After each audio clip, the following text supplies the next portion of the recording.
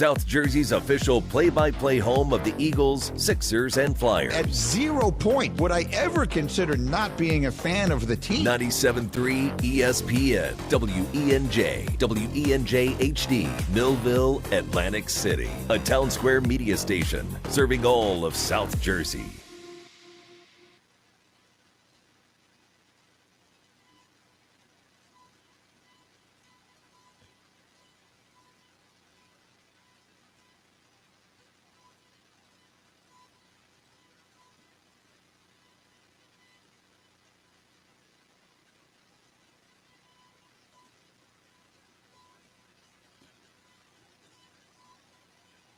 We are live on a Tuesday edition of the Sports Bash at Chickies and Pete's in Atlantic City. Yes, indeed, on the road again. One of our favorite spots on a Tuesday, Chickies and Pete's. That's because it is Thanksgiving week, so we're out here a couple days early. The Sports Bash live on location. I'm your host, Mike Gill. Pete G is my on-site producer. Josh Henning is back in the Ocean Casino Resort Studios, you out there. What's going on, everybody? Sports Bash Tuesday. One of the things I want to dive into today is, yesterday we talked a lot about the offensive coordinator who gets a lot of grief, and I'm not saying that he doesn't deserve some grief, but I do want to talk about something I find to be very odd in this whole Eagles pantheon of problems, and that is Jalen Hurts. I'm not here to blame Jalen Hurts, but what I'm asking, and I want to get everybody's reaction out there if you're listening, why isn't anybody standing up for Jalen Hurts? Where are his teammates? How come no one's like, that's our quarterback, we got his back? You want A.J. Brown to cry at a press conference? And that's my quarterback. Yeah. I mean, I don't think it's a secret that A.J. and Jalen maybe don't get along, but where is the offensive line? Where is Saquon? Where are the coaches? Where are the defense? Where are they standing up and saying, that's our guy? You know, there's a report that Derek Gunn put out there, and one Eagles player basically said, while I don't think that that's accurate, who am I to question Derek Gunn? Almost like, yeah, that guy's got a lot of credibility. And if he's getting that information, somebody told him that. It might not have been me, but doesn't that kind of raise some eyebrows a little bit? How come it's not unequivocally Jalen's our guy? Does anybody else find that to be a little odd in this situation? You know, for instance, what is the one constant in the offense? Well, there's really two constants in this offense, but I'm here to absolve one guy a little bit. Pete, yesterday you want Nick Sirianni to call plays, right? You're kind of bashing him because as the head coach, he hasn't been able to take over the reins of calling plays. That is correct. Well, let's talk about one thing in the Philadelphia Eagles since 2021. Jalen Hurts took over this team in 2021. The first 7 games of that year, who was the offensive coordinator? That would be one Nick Sirianni. Nick Sirianni was the offensive coordinator. When you look at that offense in 2021, the one big difference is it didn't look like the offense looks like now. That offense was very, very pass-heavy. And if you go back to 2021 and comb through those box scores, you would see an inordinate amount of passing. Now, I didn't go back and look at all of the games from 2021, so I'm not 100% sure what the passing route trees looked like. But I will say this. They definitely threw the ball a heck of a lot more than they do now. So at that time, is it fair to say that Sirianni believed that Hurts could be a guy that could throw the football a lot? Yes. Okay. So in the first game of the season in 2021, they played the Atlanta Falcons. They won that game 32-6, by the way. And in that game, Jalen Hurts threw the ball 35 times and 3 touchdowns. He was 27 of 35 for 3 touchdowns. The leading receiver that day was rookie Devontae Smith. And in that game, Devontae Smith had 6 catches for 71 yards. Jalen Reagor, maybe one of his best days as a pro, 6 catches for 49 yards and a touchdown. Dallas Goedert had 4 for 42. Miles Sanders had 4 for 39. They threw the ball with tremendous success that day. 27 of 35, 3 touchdowns for Jalen Hurts. So at that moment, Nick Sirianni, the play caller, man, he's feeling himself, right? The next week, they play the San Francisco 49ers, and they lose 17-11, and all of a sudden the offense doesn't look all that good. Jalen Hurts, 12 of 23 for 190 yards. Your leading receiver on that day was Quez Watkins, 2 catches for 117 yards, by the way. Big day for Quez.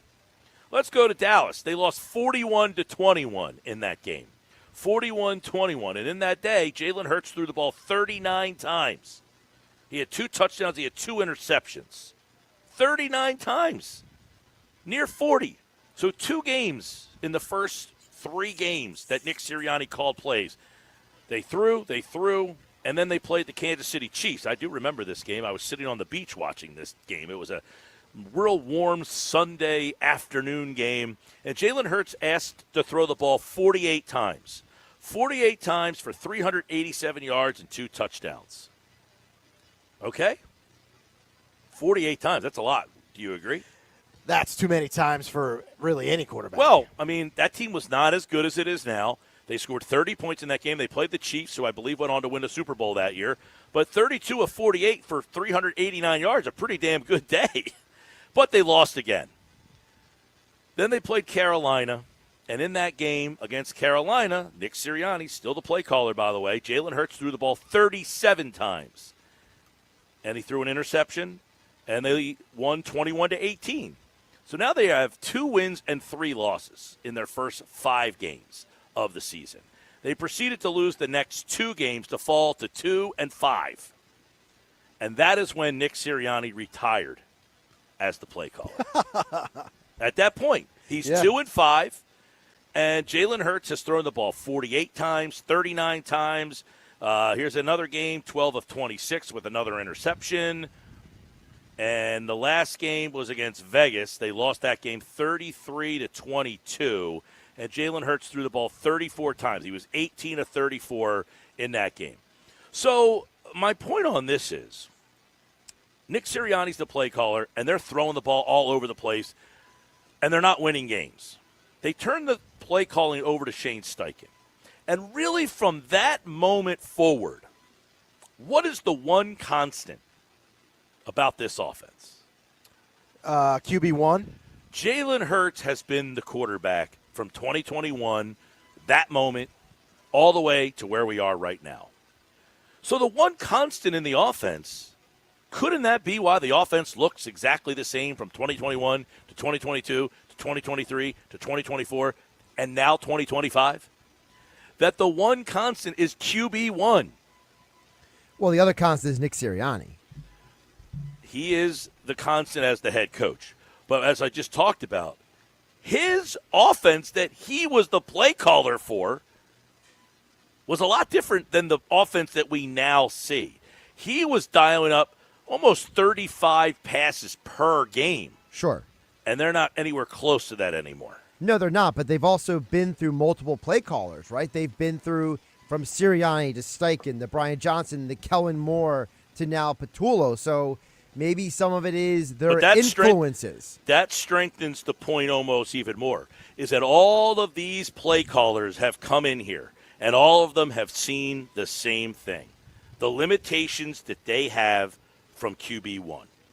Is that plausible, or is that, I don't really see that being part of the problem here? I think it's totally plausible. I think it's plausible with a caveat, because I agree that, yes, QB1 has been the constant, that he is the guy, right? But I also would say that when you say QB1 has limitations, now people are going to misinterpret that. People are going to misinterpret that like, oh, he can't function as a quarterback, which I don't think is the issue. I think a lot of quarterbacks have limitations. Sure, absolutely. A lot of quarterbacks have limitations. And But- some have different flaws than others. That's really the point. You saw part of it last night in the 49ers-Panthers game. Brock Purdy, that one interception he threw was an abomination. But that's one of his flaws, is that he is an anticipation thrower. When you anticipate incorrectly, you throw an interception. Well, I think one of the points I'm making here, too, is that you have different coordinators. And Right. are all of them noticing the same flaw in the quarterback? Because the one constant isn't like they've had different coordinators. They've Right. had different people calling the plays, and it all comes back to we're struggling. Like there hasn't been a season where, with all the wins and all the success that this team has had, they haven't gotten through a season where the offense hasn't been questioned at some times. And because the offense is unconventional, they are powered by their offensive line that dominated games, and that's a big theme of the problems of this offense. It's also a big theme in the success of this offense, has been what their offensive line does that many other teams don't do. They bulldoze, they run block, they win up front. And the Eagles were able to say, hey, our quarterback has some limitations in the passing game. He's not Tom Brady. He's not Drew Brees. He's not Peyton Manning. He's not Patrick Mahomes. He's not these guys that can take the snap and then just fire it all around the yard 35 times a game, and we're just going to constantly win because of him. But I do find it interesting that throughout all of this, that some people will say it's the coordinator, and other people will say it's the offensive line, and other people will say it's this guy or that guy.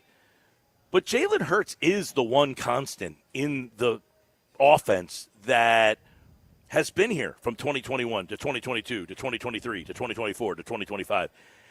And I do find it interesting that with all the winning, the MVP of the Super Bowl, getting the team to the Super Bowl, winning the Super Bowl, that more people in that locker room have not come out and said that stuff is unequivocally false and he is our guy. Well, Jordan Mailata did go on another platform and was defending Hurts yesterday. And then A.J. Brown. Wait, hold on a second. I mentioned that beforehand. Mailata said this. He said, while I didn't say that, Derek Gunn is a really good reporter. Who am I to question him? Well, that leads us to what A.J. Brown said 2 weeks ago, because A.J. Brown was asked the question, hey, guys like Jamar Chase, they're getting all kinds of targets. Is there an issue where the quarterback's got to do a better job at getting you the ball? And I want to know from you, Mike and Pete, does this qualify as A.J. Brown defending Jalen Hurts, or does it count as excusing it? Take a listen. I'm sorry.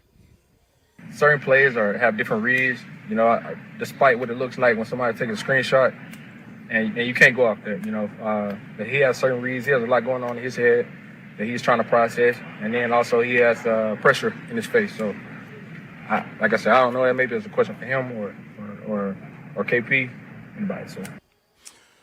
I mean, at this point, anything A.J. Brown says I find is, I don't want to say disingenuous, but I almost feel like he's trying not to rock the boat any more than he already has. It's a grain of salt, right? You just got to take it with a grain of salt, whatever he says. But, again, But I don't to your point, no one is protecting Jalen Hurts. Nobody has come out and just said, this stuff's ridiculous. He's our guy.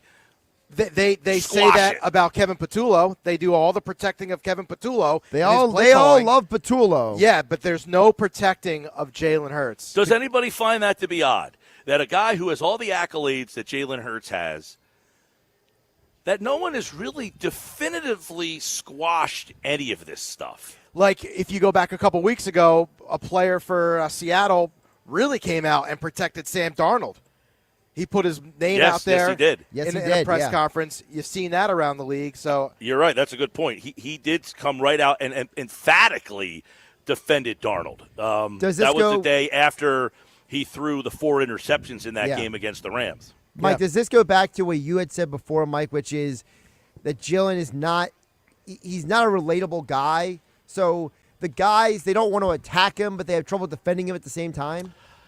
Well, I do think it's an interesting avenue to kind of go down here is that Jalen, to me, does not connect. Is he a guy that is unpopular in that locker room? Maybe not unpopular like I hate you, but I'm just not friends with this guy. Right. And it's almost like the what was the movie, Draft Day, where they're like, Draft hey, Day. the guy had Bo a birthday Callahan. party and nobody went to the party. Like, if Bo Jalen Callahan, Hurts yeah. had a birthday party, like, with the entire team show up, like, you're the quarterback, you're the MVP, and it feels like, now, do you have to be the most popular guy on the team? Probably not. But No, but it goes back to what Jalen Carter said after the Lions game, which is Jalen Carter, where they asked about, hey, why is this defense clicking with the addition of Jalen Phillips? And Jalen Carter was very overt, and he said, hey, he has fit in to our group like a glove. He's like, we all hang out together outside the locker room. He says, we're all a team in and out of the locker room, the defense. He says the defense are all friends. So there's a level of camaraderie with all those guys. And according to Carter, Phillips has fit right in with that camaraderie. It doesn't seem like that level of camaraderie and chemistry happens on the offensive side of the ball. It's like when they clock out after 6 p.m., everyone just goes their separate ways. Yeah, it seems that Jalen Hurts just doesn't have that best friend on the team. Like, who is the guy that you always, even Carson Wentz had like a crew of guys that he kind of like. Oh, he hung had a out with. crew. He Right, had a crew that like ardently defended him. Guys like Zach Ertz, for example. Well, you had guys that went hunting with him, guys who were Jason Peters, Fletcher a Cox. little bit more on the religious Countryside. side, that were very much down that road Right. with him. Jordan Matthews, Zach Ertz. So, And Jalen's just wired differently, though, I think, in that sense. and listen, this And that's isn't- okay. This right. I'm not. Nobody's like saying, man, his personality sucks, man. But he's just wired a little different. Where we all watched the Michael Jordan documentary, and I'm not suggesting that Jalen Hurts is the greatest quarterback of all time, but he's kind of has that Jordan mentality where it almost is like he can't break character ever. He can't enjoy a win. He doesn't get too down for losses, which is a great trait to have, but it's almost like I won the Super Bowl, awesome, don't care, ready for the next one, which is a personality you need to have for greatness. But that's hard for the other guys to relate to, I think. And I wonder how this season has gone on and what's going on right now. Isn't it weird to anybody out there listening that no one has really come out and said, all this stuff is ridiculous, Jalen is our guy? Like, isn't that weird to anybody, or is it just me? I find it kind of very, I'll say, odd that no one has come out. You wonder if quarterbacks around the league like Lamar Jackson, do they connect to their teammates? Josh Allen, guys like that. Probably. I mean, I would say it's odd, but I think also it goes back to the idea that we all have worked with people that we don't always connect with or don't always get along with personally. But when they're in the huddle, do they connect with Jalen? That's the most important They connected thing. in the Super Bowl. Right. When they're in the huddle and they're down by 2 scores in the second half, are they connecting with him then? Right, and that's my question, which is, Mike, to your previous question, the constant has been Hurts, but the non-constant of who the play caller is, I think that's why a lot of people gravitate to that, because in Super Bowl 59, they all connected. They were all on the same page. They were all running all over the Chiefs, right? Now, 10 months later, nobody's on the same page. Nobody seems to be able to get along. And nothing is working for that to become a deodorant, so to speak. Well, listen, and the team is struggling, and everybody is pointing fingers on the outside. Whose fault is it? Is it Petula's fault? Is it A.J. Brown? Has he lost a step? Has Saquon lost a step? All that stuff. I mean, the offensive line. We have a lot of audio regarding the offensive line. One of them that I want to highlight here is the fact of the matter is that this Eagles team has built their team through the offensive line going back to their first Super Bowl. And as Chris Long said on the Green Light podcast, he was on that team, and he acknowledged we won the Super Bowl because of our offensive line. And we have built through the line all the way back to them. And it's supposed to be the strength of the team. And right now, it is clearly not. Here's what Chris Long had to say about that on the Greenlight podcast. This team has been built around the offensive line since we won a championship. That team was built around the offensive line. This team has been built around the offensive line. We were talking about who's the main character. The main character has always been the offensive line. And now the main character is not perfect, and they're strained on the passing game. You can talk about the coordinator. I don't know how much of it is quarterback preference. I don't know how much of it is the quarterback or the coordinator just not knowing what the to do. He said something in there that we talked a little bit about yesterday. Quarterback preference. How much of this is quarterback preference? And then the other part of how about the coordinator not knowing what the bleep to do.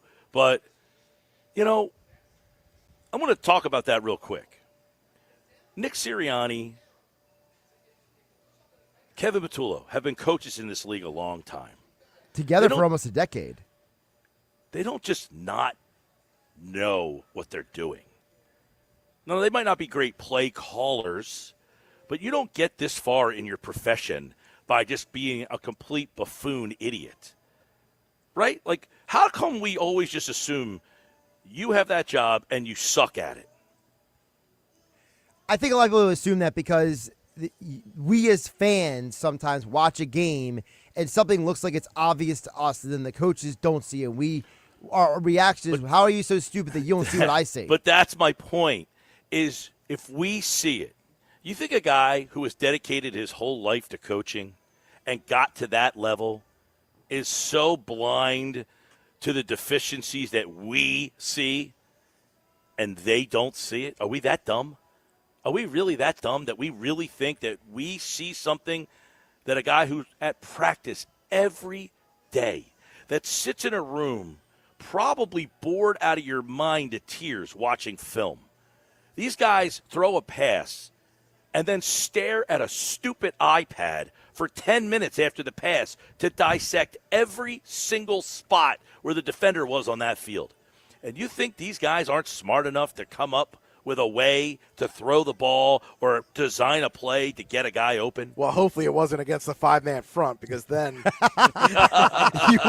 your point wouldn't work there. It just is crazy to me to think that these guys, I mean, Nick Sirianni and Kevin Patullo both have passing game in their backgrounds. So to think that these guys just don't have another layer of the onion to peel to create a route that would work for this team has to make me think that some of the routes that they're designing are being vetoed. Think about it. But then I'll just say really quick before we move on, why is it that they were able to run those routes and those plays in 2022, but they haven't run them since?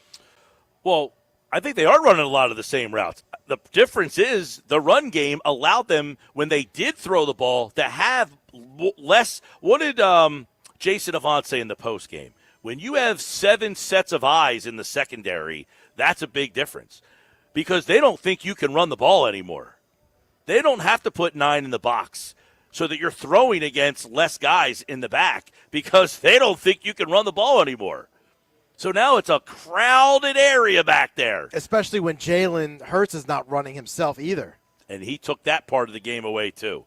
Vic Fangio going to talk about what happened to his defense. Is there any concern, any cracks in the defensive armor? You'll hear from the head defensive mind, Vic Fangio. He speaks. It's next on the Sports Bash. We're live at Chickies and Pete's. Go where the players go. Chickies and Pete's tonight. You got Sixers magic, and you can listen to that game right here on 97.3 ESPN.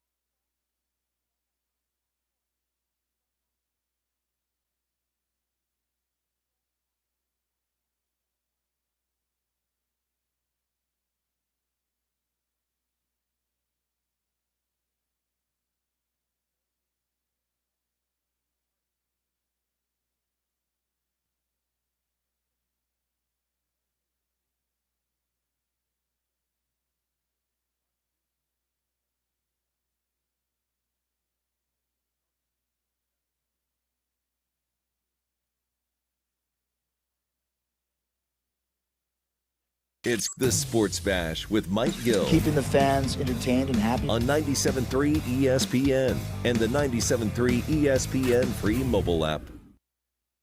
All right, 2:30. He's got Bush coming back. You know, I was supposed to go to the Bush show. I had to cancel. Yeah, that's official now. You canceled that? Unfortunately, I am very unhappy about it because I really wanted to see Soul Asylums opening up. But something came up. We had a conflict that day that came in after the fact. Your priorities, man. Some Yep. things take precedent. But Bush is playing Ocean, December 13th. We're at Chickies and Pete's, of course, because of the holiday. We're here on a Tuesday. We're usually here Wednesdays. But this week, Thanksgiving takes precedent. So we're here on Tuesday. Forget tomorrow, we're at Maynard's in Margate for 99 bottles. A lot of text messages coming in. Send your texts on the Eagles, Jalen Hurts. There are a lot of people who have been texting in. We're going to react to the text at 3 o'clock today. We'll get those out of the way. Coming up at 3:30, got some Phillies news for everybody out there as well. Sixers tonight. Looks like Paul George is out, by the way, Pete. No PG. People with the PG are always like, I'm out. Just man. not in. Got other things going on. You know, Very non-committal, the PGs. Hey, you want to play tonight? Nope, can't do it. got an ankle. My ankle's swollen. How come Paul George is not playing? When was the last time the Sixers played? Sunday. It's Tuesday. So I guess one day wasn't enough. I don't know. And there's no back-to-back, right? Tomorrow there's a No, day they don't off? play again until Friday. They play Okay. they play the Nets on Friday. That game's on 97.3 ESPN. Tonight's game is on 97.3 ESPN. Right now, Vic Fangio is on 97.3 ESPN. The Eagles defensive coordinator speaking as his defense kind of had a rough day at the office, and at least in the second half of that game. And here is the Eagles head mastermind on defense, Vic Fangio. Hey, Vic, what have you seen from Sidney? Assuming Sidney's going to have an expanded role, what have you seen from him going back to camp and what he has played this year? Yeah, I think he's been doing a good job in practice with the reps that he does get. He's done a good job staying in tune in the meetings and the walkthroughs, and I'm excited to see how he does. Expect to have reloaded? Yes, I do. So Sidney would be the next man up with Makuba, obviously, sideline. How big a loss is that? I mean, he seemed like he really kind of, over the last month or so, was playing really Yeah, I think we talked about it last week. He's been playing a lot better and avoiding the big negative plays and playing to his ability. We saw what you did with Michael. What made you want to go with that combination? What's that? After Adore went down, what made you want to go with the combination with Cooper on the outside and Carter on the inside? That's what we felt was the next best combination. How do you think Cooper held up outside? This is a tough matchup, obviously. Yeah, he got beat a couple times. I thought he was tight, just at the catch point got beat. You know, it's going to happen some. Now that you've had Carter for a little while, what stands out most about him? I think he's a good player, good natural football player, understands the game. He's got good instincts, got good technique to his game. He's quick. You know, we're pleased to have him. The door is still out. Is that the combination you're still? It's possible. I think is Andre Sam a guy who's stood out at all going back to camp? And Yeah, in camp he has the last 2 years. And, you know, there's a chance he'll be elevated. could you see Michael Carter getting in the mix at safety? Would you out for an extended period as well? He's gone into these last few games as our fourth safety. So How much does it help Cooper to be able to, if he's going to practice there, how much does that help for the week if he's going to play there? And how hard was it for him to have to do that in the middle of a game? yeah, I mean, it's when you got to change gears like that. It always comes with at a price, but he's been playing corner and base, so it's not like he hasn't been out there. You think what does Chicago show you on offense? A lot. It's a great scheme.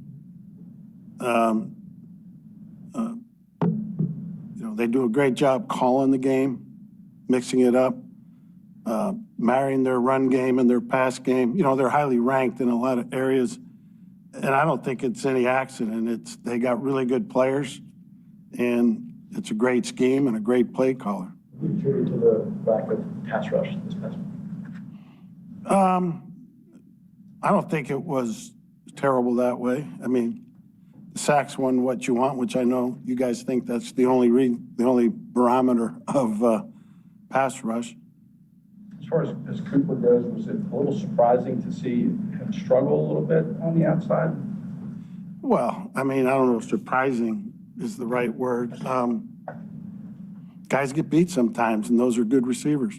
They have two top-notch receivers. On that Circling back to Chicago, and can you talk about Ben Johnson and what makes him a difficult guy to prepare for?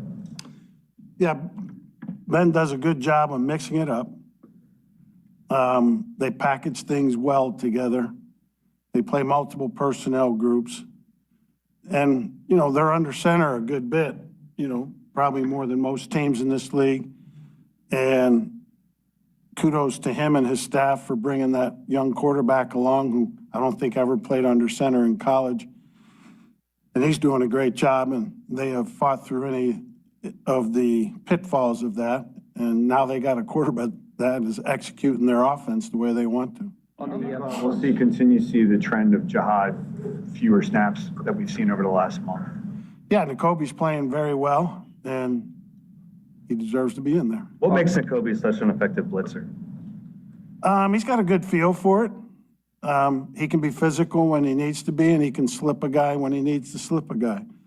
So he's got a good feel for it. On the Pickens reception that set up the game-winning field goal, where Quinion and Carter collided, did you get an explanation for what happened there, or what the assignments were that led to that?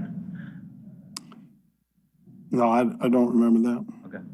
What led to the Dean had the interception overturned, I guess, by too many men on the field? Like BG. Yeah, they subbed, which allows us to sub and give us time to sub.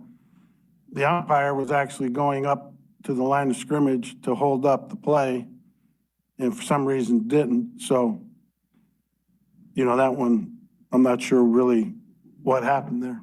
But they subbed, so we should be able to sub. And we didn't get off in time. Finish. What's that? Yeah. When you're, shut up. No, when you're the guy, finish the answer before we start asking your question. They're wasting. We're good. When it comes to calling the game, when you have a quarterback that can extend plays like Caleb, how much does that change things for you? Yeah, it's an added dimension to their offense. You know, we've talked about how good their offense is. And now with him, there's going to be plays where you have to defend a second play that he's creating with his scrambling. He's high-level scrambler, and he's strong, he's fast. He's got good instincts when he's scrambling. It's tough. How long have you lined up inside for 2 snaps? And it's not a look you've had with 3 edge guys on the field since early last year. What was behind that, and is that something that can grow? Yeah, we could play him in there more. And what was behind that? Just, he can rush pretty good from in there, and we were playing a lot of plays, and guys needed a break. Do you remember the last time you coached a game on a Friday? Yeah, 2 years ago. Which game was that? Miami, the Jets. Oh, there goes my question. You know, we went prior to that, it was I thought maybe it'd be back at 1982, Dunmore High School. That's what I was looking for. Yeah. in a week when you're playing against an offense that puts strain on the secondary and you have moving parts, and I guess only one practice, how do you navigate that? You have to go into the week knowing who that 5 is going to be. Yeah, but I mean, you always have to be ready for adjustments. You saw it the other day. We lost a couple guys, and if that game had gone into overtime, you know, Carter probably playing safety, and Coop would have back to nickel, and somebody, you know, Keeley had been a corner. Nick was saying the other day that, you know, you kind of give those guys chances like during developmental periods, like of different scenarios, they can play out if injuries happen. How helpful is that? I mean, obviously it's not the same as being in a real game, but do you think it kind of helps when they have to go in like they did against the Cowboys? Yeah, it's helpful. It's going against our own offense, so it's not going against the team we're getting ready to play. So there's not the carryover there, but at least they're out there executing calls against, an offense. Is there any similarities here between you just played the Lions and now you're getting the Bears, and obviously there's a difference there. Any similarities? There's some, but there definitely is some, but not as much as you think. You faced some other scrambling. What's that? You faced some other scrambling quarterbacks this year. Is there anything unique about the way Caleb scrambles? Yeah, he just probably does it better than most. Him and the guy in New York are pretty elite at scrambling. So what has Jacorian shown you in practice, and what has your assessment been of him since he's returned from IR? Yeah, he's been getting some reps, doing pretty good. I don't think we're going to truly know until he gets out there and has to play. All right, there's Vic Fangio, who, by the way, at the end there, Jacorian, and he mentioned him, the corner situation, because he talked about it in the beginning on who might be available, who might not be available. Makuba not going to be available. They did ask about Michael Carter possibly playing some safety. He said he was working as the fourth guy. He also asked about Sidney Brown. I don't know that he was very committal on Sidney Brown. Like, he kind of, and then there was like a fight between some of the – what happened there, Josh? Yeah, so basically, for those who are kind of curious, so – well, you have the video. The video's only on Fangio, though. Right, but, you could at least see his face. Yeah, he looked like – his face was very annoyed. Someone told someone to shut up. Yeah, so one of the reporters started asking a question. The other guy talked over, and the verbiage that I heard was the one guy said, "Shut up, I let you talk," basically. And that's when Fangio piped in and said, "We're wasting time here." Yeah, he doesn't want anything to do with these things. No, he looked like the annoyed grandfather at your Thanksgiving dinner who doesn't understand why the turkey isn't ready yet. All right. That's coming up in about a couple days for all the people out there. Patullo's not talking till tonight, 6:20, so we'll be off the air when he talks. Yeah. Maybe we'll see what he says. Because I'm sure I was kind of more interested to see if Fangio was disappointed by his team's play late in that game. Well, he made it sound like, and correct me if I'm wrong, Mike, but it sounded to me like he was basically saying that, hey, injuries happen, how much we could do about it. That kind of was his attitude with some of it. Yeah, I can sympathize with that. Like, you got injuries, especially you have both your safeties out, and your starting corner. Is that why they blew a 3-touchdown lead in Well, one no, half? they blew the touchdown lead because Saquon Barkley and Gibson could total for 3 fumbles in the second half. That's probably part of the reason why. Well, listen, he's going to have to figure out what to do without possibly both of his safeties, because I don't think Blankenship plays in the game on Friday either. Now, I could be way off base on that. I haven't seen or heard anything, but for him to leave the game the way that he did and not be able to come back, that seemingly, is more than just a Charlie horse. Exactly. And for those who are wondering, like Fangio mentioned, they have Michael Carter. He can play that slot. They also have Andre Sam, who's on the special teams or the practice squad. He was asked about that, yeah. So, they have bodies in the most literal sense? Yes, but at the end of the day, when you put those guys in there, they become vulnerabilities. And you heard Fangio mention multiple times that, the scheme that Ben Johnson runs is a really good scheme, and that, it's going to be a challenge for them to go against Ben Johnson, who's probably one of the 3 or 4 best offensive play callers in football today? Listen, I go back to the beginning of the season, and I thought this Chicago team was going to be interesting, and we kept kind of talking about, look, if Ben Johnson can get something, and I'm not the biggest Caleb Williams guy, but Ben Johnson is getting the most out of this offense right now. Yes. And they are growing each week. And if you remember back to the the offseason, they invested in their offensive line. A lot in their offensive line. They made trades. They drafted. They have really added to that offensive line, and they can run the ball with DeAndre Swift. He's been a nice – and the kid from Rutgers is giving them a power back as well on the goal line. And they've won a bunch of one-score games. That's been their calling card. Their defense was really good last year. They're good at, Kevin Byard, I think, leads the league in interceptions. He does. Think about that for a minute. Yeah, and now they have Chauncey Gardner-Johnson. Yeah, how much information is Chauncey giving him right now? I am expecting CJGJ to make a big play on Friday. Maybe he'll make 2 bad plays, but he's going to make an impact play. No question. I want to know what he's telling him. I want to know what kind of did he walk into Ben Johnson's office and be like, "Hey, coach, we need to talk." All right. Chauncey Gardner-Johnson would be nice right now, although, listen, Makuba, I don't think Makuba was great, but he wasn't awful. You weren't complaining about him week to week. No. But losing both Makuba and possibly Reed Blankenship, and then you're seeing Kevin Byard and Chauncey Gardner-Johnson on the other side, it's definitely former Eagles. Yeah, all around. A little bit of a you won't see, though, on Friday, no T.J. Edwards. T.J. Edwards. Old friend T.J. Edwards. Well, it's, kind of worked out because you got Zach. Although Zach Bond, another conversation we could have. All right, Sports Pass Live, 97.3 ESPN. Coming up at 3, we'll answer your text messages. On the other side, we'll update you on 99 bottles. 3:30, got some Phillies news that I want to throw out there as well. We're live at Chickies and Pete's, Atlantic City, Tropicana, 97.3 ESPN.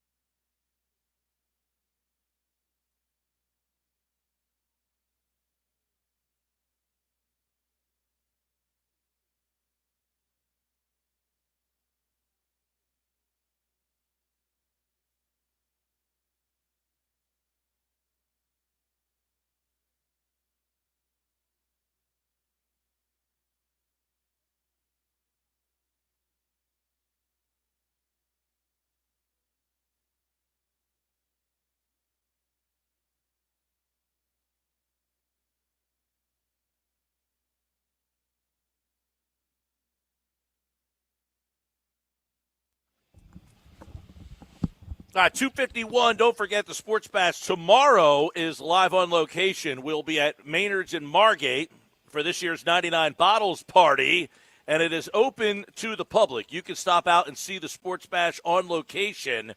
The way the 99 Bottles Party works, so for the last 3 weeks, we've been entering 99 listeners, right? 99 listeners have been entering. We got the 99 people. Now, their job is to be there tomorrow. If they are not there, we will have a waiting list. So if you have been trying to call and trying to call and trying to call and you did not get in, you show up at Maynard's tomorrow, you get on the waiting list. When we start the 99 bottles portion of the show, we'll start to call the people in the order that they showed up to the broadcast. So if you're the first person there, your name will be called first. If you're the 10th person there, your name will be called 10th, and so on and so forth. If 79 people who entered show up, the final 20 will be from people on the waiting list. So you want to get on that waiting list, and you want to get there and get your name in, because you can win Eagles Club Box tickets. You can win Sixers tickets. You can win Flyers tickets. You can win tickets to go see some great concerts like Journey at Boardwalk Hall, OAR, Jack Johnson at the Mann Music Center, so many other great concerts. Comedian Bert Kreischer, we got tickets for that awesome event. And a whole bunch of other tickets from events all over the area. All sorts of stuff. That's all tomorrow at Maynard's in Margate. Stop out and see the show live on location. The whole crew will be out there hanging out 2 to 6 live at Maynard's. And then when the party's over at 6 o'clock, it's $1 Busch Light cans, $3 T-shots and fireballs, and $5 Sun Cruisers. It's the biggest party of the year, 99 bottles, and it's at Maynard's in Margate. Looking forward to it. Thursday, by the way, the AC Holy Spirit game. You will be able to listen to the game over on our sister station, WPG Talk Radio 95.5. You can watch the game on our website, 973ESPN.com, via YouTube. So check that out for Thanksgiving Day. Then we'll have the Thanksgiving triple header. NFL.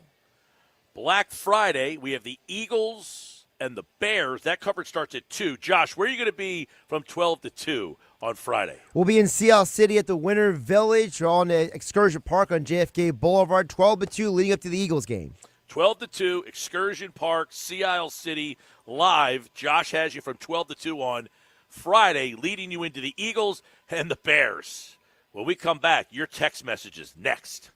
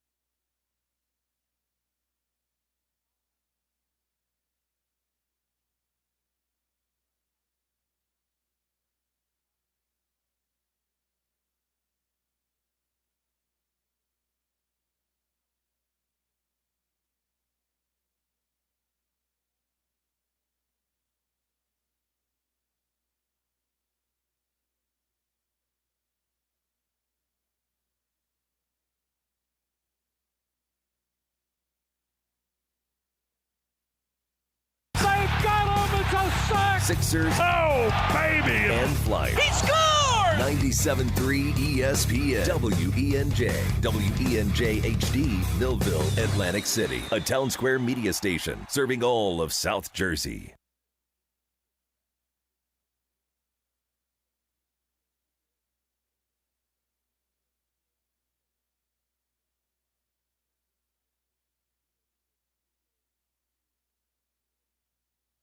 We're live at Chickies and Pete's today.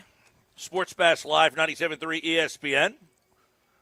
This hour of the show brought to you by Broadlee's Plumbing, Heating, Air Conditioning, your trusted source for generations. Call 609-390-3907 online, broadlees.net. This hour, a lot of us together hanging out. We're going to respond to all your text messages. 609-403-0973. You can text in right now and respond. 609-403-0973. In the first hour of the show, why aren't the Eagles, and I'm not saying everybody, if a couple people have come out and trickled like, hey, Jalen's our guy, it hasn't been emphatic. Can we all agree on that? Like, it's not universal. Nobody has squashed the Jalen Hurts stuff. Meaning, the report that Derek Gunn put out there, that he has him over a barrel and that maybe he's not connecting and all that stuff. It's getting to be Carson Wentz 2.0, and some people have suggested that, he just doesn't fit in with anybody. All that stuff. All right, let's get some reaction on the text board. 609-403-0973. Yeah, we got tons to get to here. I'm just going to rattle off these and get your reactions, Mike and Pete. Let's first start with the text didn't leave their name, but I thought it was a very interesting string of texts that I'm piecing together here. I was going to read it. He says, it seems that whenever there's a problem with the Eagles, there's always more than one cause. Did you guys see the guys feeding A.J. Brown that led to a touchdown celebration? I think that's part of it. He says, people cannot BS Jalen Hurts. They just cannot the way they do to other people. Well, I do think that Jalen Hurts gets a pass from the fans. No. Well, yes and no. Some fans, maybe. I think Jalen Hurts is name another. I mean, I'm not talking about Trent Dilfer or Brad Johnson or one of those guys. Name another quarterback who is a Super Bowl MVP, has been in the league MVP conversation. That's not something that Trent Dilfer or any of those guys. They happen to win a Super Bowl because their team's defenses were great. Now, you can make a strong argument that last year the Super Bowl MVP should have been Josh Sweat or Cooper DeJean or somebody else on the defense. You can make a strong argument that the defense was the MVP of the Super Bowl last year. But they generally give that award to an offensive player, the quarterback, and Jalen Hurts. I think when he threw that touchdown to Jalen Hurts, to Devontae Smith, that was the one. Impressive. That would have been impressive. That was the one that maybe was the defining moment for him in that game. So he's the Super Bowl MVP. He had another season where, in 2022, he took him to the Super Bowl. And where did he finish in the Super Bowl in the MVP balloting that He was the runner-up, the regular season MVP. And he probably would have been the Super Bowl MVP of that Super Bowl if they would have won. Had they won, yeah. Right. So he's not Trent Dilfer. He's not Brad Johnson. He's not one of those guys that was like on a team that's defense was so dominant and they were the quarterback. He's on a team that's defense was a big part of why they won the Super Bowl, but he's also a big reason why they have won over the years. Correct. And it goes back to what I was talking about yesterday. If I walked into a Boston bar and said, tell me about Tom Brady, I'm not going to get any other answer other than he's great. Right? Right. If I walked into an Indianapolis bar and said, tell me about Peyton Manning, I'm getting no other answer other than he's great. If I walk down Bourbon Street and ask about Drew Brees, I'm not getting one bad thing about Drew Brees. Definitely not. And I can go to a lot of towns and sit in the bar and ask about their quarterback and find a guy that there's going to be almost universal admiration for. If I walk into an Atlantic City bar, a Summers Point bar, a Galloway bar, a Philadelphia bar, a Cape May County bar, a Cumberland County bar, an Ocean County bar, a Delaware bar, and say, Jalen Hurts, you think I'm getting universal admiration? No.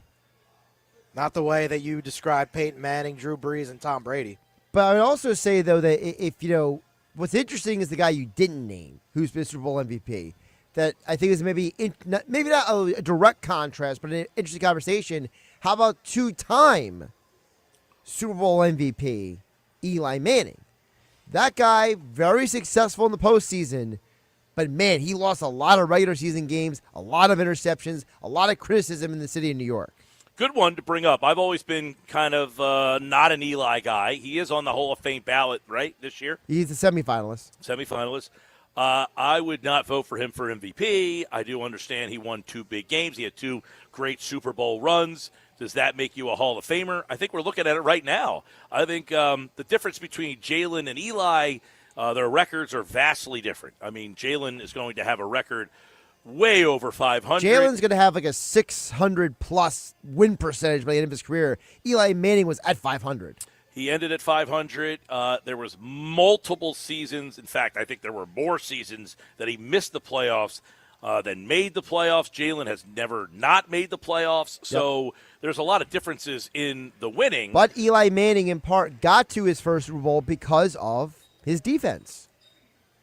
He did. But I do think a lot of Giant fans speak with high admiration of Eli. Now they do. He beat Tom Brady and all that. But during the course of his career, Mike, you remember, there were times people were like, Eli, what's wrong with him? Why can't he do it in the postseason? He does in the regular season. Like, there's all kinds of. When Eli got to the postseason, he was phenomenal. But in the regular season, he was hit or miss. Yeah, I mean, I have not been a big Eli Manning guy for many of those reasons. However, statistically speaking, if you just put his stats up against Jalen Hurts' stats, you would say this guy's better. Not record, yes. Not record. Eli led the NFL in interceptions. I looked it up 3 times. So well, Hurts would never be in that category. Exactly. So that's one major difference. All right, what else we got? So we get some more text in here. Oh, that's the wrong one. My bad. Chip in Delaware says Kellen Moore, other than threw the ball a lot better over the middle of the field with the Eagles. After week 4 last year, he went run heavy. You can't have a good pass game if you don't use the middle of the field. It Hurts has shown he will turn it over, throwing the ball over the middle of the field. The top QBs use the whole field. This is not rocket science, Chris in Delaware. Chris is right. 1. 2, one of their biggest pass plays of the game the other day was the A.J. Brown throw with anticipation over the right seam, right? Mm-hmm. That was one of the biggest pass plays of the day, and they only really went down the middle of the field with A.J. Brown once. I said last week, why not try to get A.J. in the slot more and try to do that? They did line him up in the slot a little bit in the last game, including on that play where he went down the middle of the seam. They hit him in kind of anticipation, and he made that catch. It was one of the best throws that Jalen has made. But Chris is right. They don't use the middle of the field hardly at all. It's not something that and it's, again, I don't think it's because they don't have plays to call over the middle of the field. No, I think can't accept Jalen's that not answer. comfortable doing that. No, he's not. And I think that's where, if you want to criticize Jalen, that should be more of a conversation point, because all the people who are smarter than us who watch tape, the Brian Baldingers and the Greg Cosell and all those guys have always pointed out that there are routes that guys are open in the middle of the field, and Jalen just doesn't pull the trigger. And frankly, I saw Dan Orlovsky bring this up. He said that Jalen pretty much has not thrown in the middle of the field since he was at Oklahoma. So this is obviously the middle of the field, a quarterback preference. Yeah. I think that those plays over the middle of the field, as being reported, there's a lot of plays. Chris Long speculated at it. Is this more quarterback? What was the word and term that he used? Preference. Yeah. That his preference is to not throw the ball or use the plays that will feature receivers going over the middle of the field. Well, also Long, and I want to get to this really quick, because Long also used a specific word about Hurts in the Eagles offense that I thought was interesting. This is from the Relay podcast as well. I don't think Jalen played awful in the first half. I just don't think he was ambitious. Some people are going to tell you, yes, he was. He threw the ball to Devontae Smith down the field. He did this, that. But they don't work the middle of the field.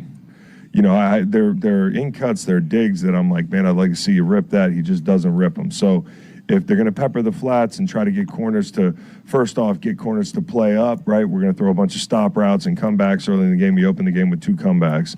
You're trying to get the corners to play up so you can take shots. Like, I get the idea, but it just never comes to fruition. Yeah, he said it. They don't rip them over the middle. He says they're not ambitious. He says there's plays over the middle that they just don't pull the trigger on. He says, I understand what the game plan is. He says you set them up for the big plays later in the game, but then you never do it. Jaworski said that after the game. He said there's no setting up. And I've said it last week. I mean, I know if I say it, it doesn't, like, he's just some guy on the radio saying it. It's like, but if Ron Jaworski said it, it must be right. I've been saying it for weeks. That the offensive line's a problem. Chris Long said that. Jason Kelce has said that last night during Monday Night Countdown. I think we have that bite as well, where Jason Kelce is almost perplexed by the fact that he has to actually call out the offensive line. Here's what Jason Kelce said last night on Monday Night Countdown. You go back and turn the tape, the rundowns, the way they were moving the front, they weren't just lined up playing the 5 in front. They were slanting those guys up. They were working back over top of blocks. And, this has been something that's hurt this offense all year. They've been a top 10 rushing unit as an offense the Eagles have since Jalen Hurts has been a star. Right. This year is the first year where they have really struggled to run the football. A lot of it comes down to being banged up and not being a cohesive unit that they have been and healthy in the past. But it is crippling this offense right now. Crippling this offense right now. So if I say it, it might be whatever. It's the coordinator's fault. If Jason Kelce says it, maybe it might lock in a little bit more that the offensive line is crippling this offense right now. What else we got? Mike in Northfield has He has an interesting question for you, Mike. He says, hey, guys, isn't it interesting all these reports started coming out after Brandon Graham returned? What, you think Brandon Graham's the mole? Well, Brandon Graham and Jalen are buds. That's the one guy who are – apparently those two guys have a pretty good relationship. By the way – way, they bring Graham back to kind of, hey, man, he needs somebody in here. They certainly didn't bring BG back to make an impact or try and get off the field in time before a too many men 12 men on the field. Yeah, he really, remember that time when we all thought BG would make a nice impact for this team? He did make an impact. Rush? He got a penalty called. Yeah, that was fun for about 15 minutes. No, but seriously. I love BG, though. I maybe it's not that BG is leaking it, but I think Mike in Northwood asked an interesting question that, maybe other guys are seeing BG back in the locker room and see how he is, shall we call it, handling Jalen, and guys are like, oh, boy, here we go again. I don't know. I mean, listen, Brandon Graham has always been a guy that has been well respected. You bring a guy like that in here, I thought more because of the defense was lacking leadership, right? That's a very young defense over there, and I think that they needed somebody on that side of the ball to kind of be a mentorship to Jalix Hunt, Nolan Smith, the young guys that you have in that room, Jalen Carter. I think they were noticing that they needed some leadership on that side of the ball. Absolutely. I do agree with that. Shaner in EHT chimes in and says, guys, I have no words for this past game, but who on the schedule, who with a tomato can outside the Giants that this team should have beat? A win on Friday in a convincing fashion should quiet everyone's minds. Let's cheer on 3 days of sports, friends, and family and 99 bottles. Can't wait, says Shaner in EHT. Happy Thanksgiving. Yeah, Shaner. man. Listen, I definitely think that when you bring that up, Shaner, that what was the thing he said at the beginning again, real fast? He says, I have no words for the past game, but. Yes. That was what I was going to say. When you look at the past game and you hear what all these guys are saying, talk about throwing the ball over the middle of the field, the lack of offensive line, one of the problems is it's all encompassing. Their passing offense is not very creative, and part of it is because their run game has been so dominant that they haven't needed it to be very much more than pitch and catch, right? Like, whenever you threw the ball, you were doing so with so few defensive backs back there because of Saquon Barkley and the offensive line. And they were creating these monster holes. And one of the reasons why Saquon was so good is because he'd get, there was no contact for almost 4 yards. And then there was nobody in the secondary. Because once he got past the second level, there was nobody back there. Yeah, it was a home run. Yeah, now, well, they can't run the ball. Well, why? We don't need to put 8 in the box, and now we have a couple extra guys in coverage. And, in the past, hey, I can run these little hitches. I can run these little, curls because it's a lot of one-on-one because you only have 4 guys in coverage. Well, why can't they run the ball? If we were Their to do offensive line. But if we were to do a pie chart of just the run game itself, not including the pass game or anything else, but the run game itself, what's the pie chart of the offensive line, the scheme, Patullo, and Saquon himself?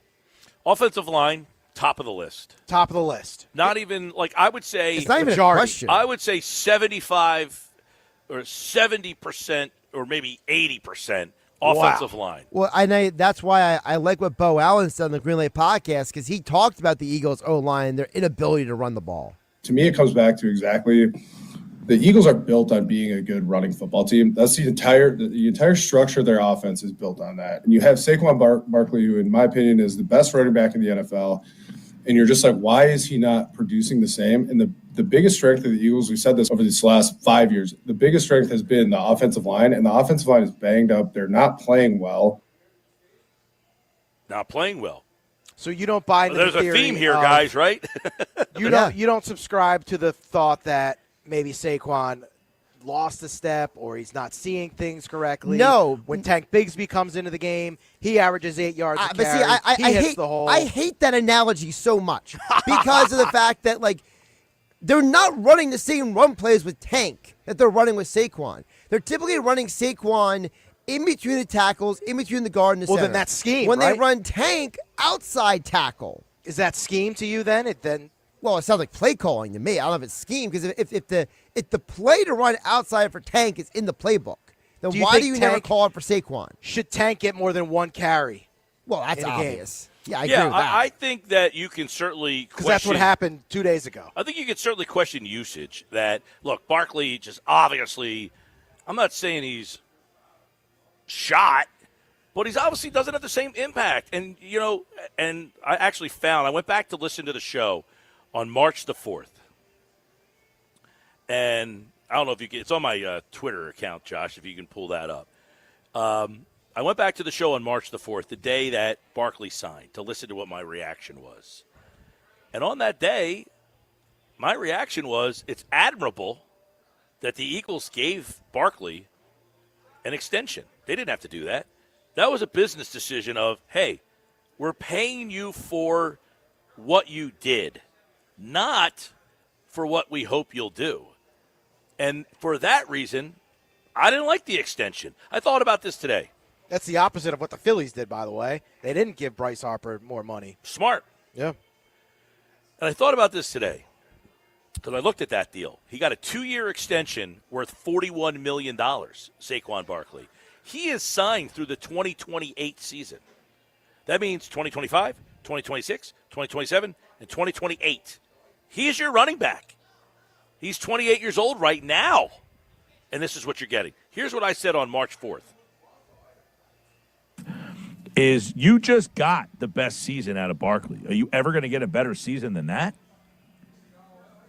So why I love the decision as a business. We all want the business that we work for to appreciate you and say, hey, man, you did a great job. We're rewarding you for that. That's a fairy tale. Nobody is having that happen to them generally. So Saquon Barkley is living the fairy tale. He has a business, a company, the Philadelphia Eagles, who actually recognize his work, acknowledge that he did a good job, and said, hey, great job, we're going to give you more money. It's not the world I live in, that's for sure. That is not the world that I live in. So Saquon Barkley is living in the world that we all wish. Hey, man, great job you do. We appreciate you. Here's more money. The thing is, in that job, you depreciate pretty quickly. Saquon Barkley depreciates. And I'm not trying to be like Mr. Poo-Poo this deal here, but that guy's text message, I think, is spot on. You just got the best year you ever got out of Saquon Barkley. Is he actually going to be better? And the answer right now seems to be no. And that would go back to what you just brought up, Pete, is it's pretty evident that you're not getting the same quality of play from Barkley for whatever reason. But when you give the ball to Tank Bigsby, you are getting a little bit more bang for your buck, if you will. I mean, Tank Bigsby this year, his yards per carry has to be closer to what Barkley was getting you last year. Barkley this year is not getting you anything close to that. I only think Barkley's at – what did Barkley averaging per carry this year? 3.7. It was 2.2 on Sunday. You know what Bigsby's averaging per touch? Probably like 4 or something. Pete? I think it's more than that. 9. 9, yeah. 9 yards a carry. Now he has 10 carries on the whole season 18 carries for 164 yards.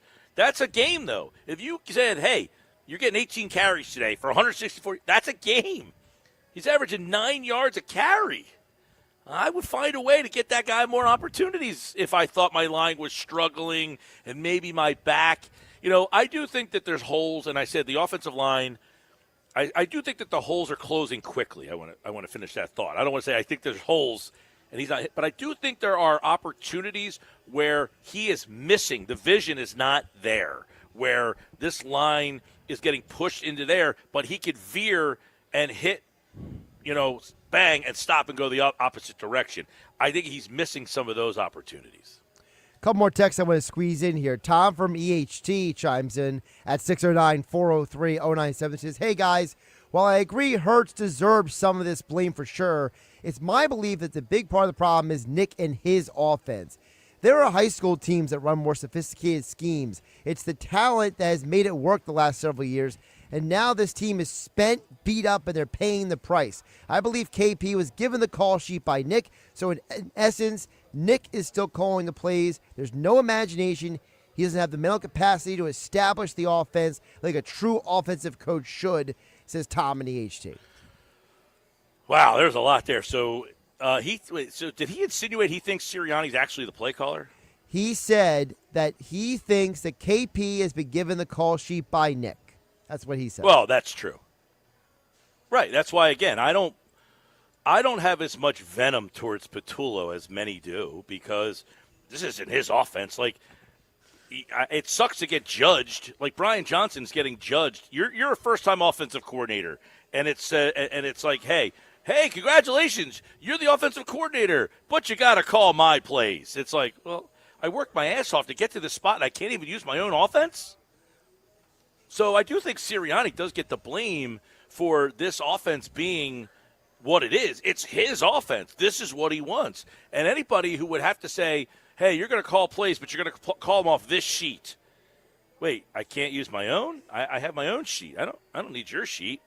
Isn't Patullo's sheet, in essence, Nick's sheet, though? Don't know. Never seen him. Well, that's what Tom in EHT is saying, that he believes that it's Nick's sheet that Patullo. But I don't think that's an unfair jump, because, again, Patullo and Sirianni have been together a very long time. They come from the same coaching staffs.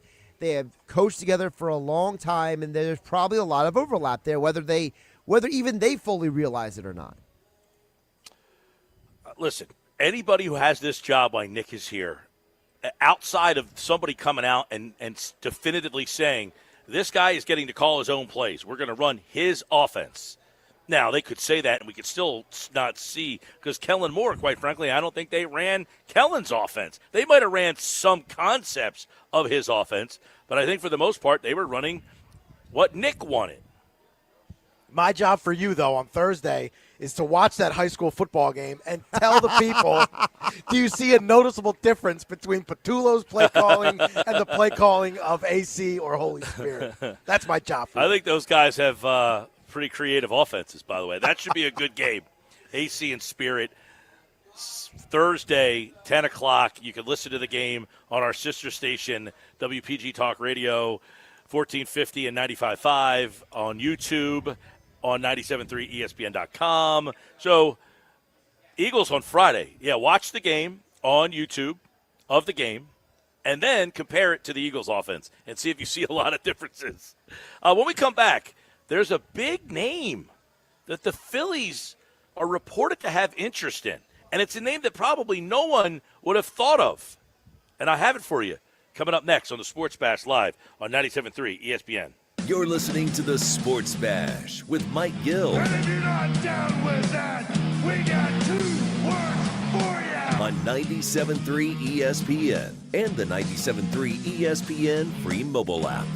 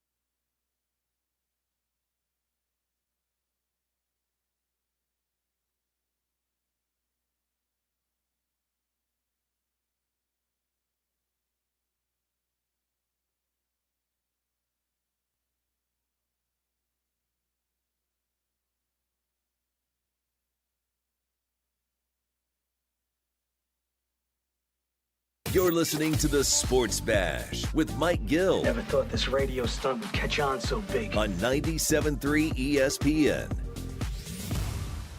31 been quiet on the baseball front. Not a lot happened. There was a trade today. Sonny Gray traded to Boston. And there was a trade the other day. Taylor Ward got traded to Baltimore. Yep. That was a guy that could have been on the Phillies' radar, I guess. Right-handed outfield bat. What else? There's another move that I missed. They're the two biggest moves probably so far. Nothing. The baseball free agency stinks. There's just nothing happens. I've been complaining about that for years. Yeah, they got to do something about this. So there's a report today about the Phillies. Oh, Brandon Nimmo got traded. Yes, Brandon Nimmo got traded yesterday for Simeon. Marcus Simeon. Yeah, yes. Texas. Which I like that trade better for Texas than I do New York. Marcus Simeon hasn't been good in like 3 years. It's typical Mets move. They acquire a guy past his prime. Yeah. So the report today that the Phillies are interested in a pretty big name. And the interesting part about this, 32 years old, Silver Slugger award this year as the top hitting second baseman. 28 homers. He's been a multiple-time All-Star. He's killed the Phillies, especially in the playoffs a couple of years ago. And I'm trying to see how this would work. This is what John Morosi said today on the MLB Network. Take a listen. I think it's at least a 50-50 chance that Ketel Marte is moved by the Diamondbacks. And here's what I can tell you. And I talked to multiple sources on this in the last 24 hours. The Diamondbacks are actively listening on Ketel Marte. Nothing is close, but multiple teams have checked in. Among the teams that check in, the Phillies and the Blue Jays. Phillies and the Blue Jays. Those two teams have checked in on Ketel Marte. Now, Ketel Marte is a stud, okay? Question is, 32 years old, he plays second base. Would the Diamondbacks be interested in Bryson Stott? Yeah, that doesn't get the job done. I don't think you train Bryson Stott for Ketel Marte. The other one would be Bohm. Marte's played third base 3 times in his entire career. Now, do I think they can move him to third? Probably. I don't think it's out of the question, but I don't think it's plausible that the Diamondbacks would take Alec Bohm for Ketel Marte. The other option is Marte played center field 174 times. Do I think he's an everyday center fielder at 32 years old who hasn't played the outfield since 2023? No. But can he play left field? And could he be the right-handed bat that plays left field? Or can he play right field? Can he be the right-handed bat? Because you get Ketel Marte, he would be the guy that could hit behind or in front of Bryce Harper. If you brought back Kyle Schwarber, right, you could then hit Schwarber behind Harper. You could keep Schwarber in front of Harper, and you could hit Marte behind him. Now, I'd love to split those two guys up. If you remember when the Phillies played the Diamondbacks in the playoffs a couple of years ago, Marte was moving from leadoff to the number 2 spot in the order. They were flip-flopping him based on whether there was a left-handed pitcher or a right-handed pitcher pitching. The one question that I would ask is, at 32 years old, we're all worried about all these guys getting older on the Phillies. Harper, JT, Schwarber.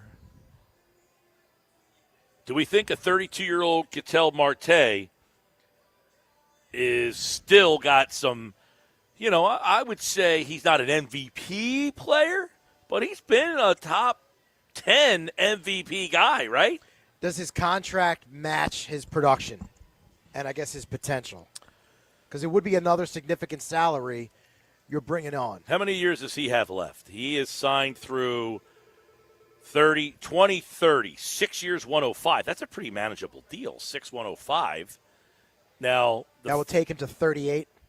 I was going to say, that's the one issue. That's what I'm saying. At 32 years old, how many more great It'll take him years to, so really quick, so it takes him to 36 years old.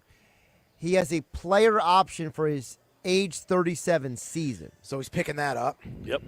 Well, for that year, he's only making $11 million. $11.5 million, yeah.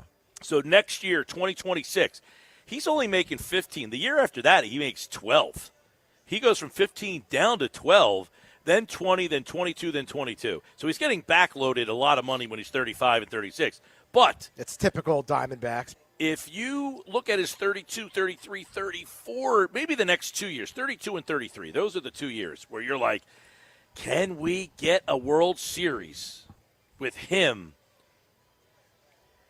in these next 2 years? And then you're going to have to bite the bullet probably at the end when you start to see the decline. But there was no evidence of a decline this season, although he did get hurt and missed some time. But he hit 283 with a 376 on-base percentage, 28 homers. He hit 36 homers last year when he hit 292 with a 372 on-base. I mean, this guy has been, like I said, he's top 10 MVP. Last year he finished third. In 2019 he finished fourth. So this is a guy that you're talking about as, wow, I mean, could he be the Phillies version of like Teoscar Hernandez? Like not the stud MVP player, but that next level player that is hitting in the middle of your lineup. Anybody excited about that possibility? It would cost you paint. I'm sure they would want pitching in return. I was reading an article in the Arizona papers, and they were looking at the Phillies roster and wondering what young pitchers, because that's what Arizona's looking for. They desperately need pitchers. We know exactly who they target. Well, Yeah, they might target Painter, but Martell is not worth Painter. Marte. Not Rick Martell. No, Rick the Model Martell. No. Ketel Marte is not worth Andrew Painter. All right, well, then you say no. They might not agree with you because the article suggested that that's where the conversation would start. Now, your answer might be they could say no, but I'm just saying if you like Ketel Marte and you think he fits well into this lineup, are you inclined to give up a top-level pitcher? And Mike just rattled off why, he's third in MVP.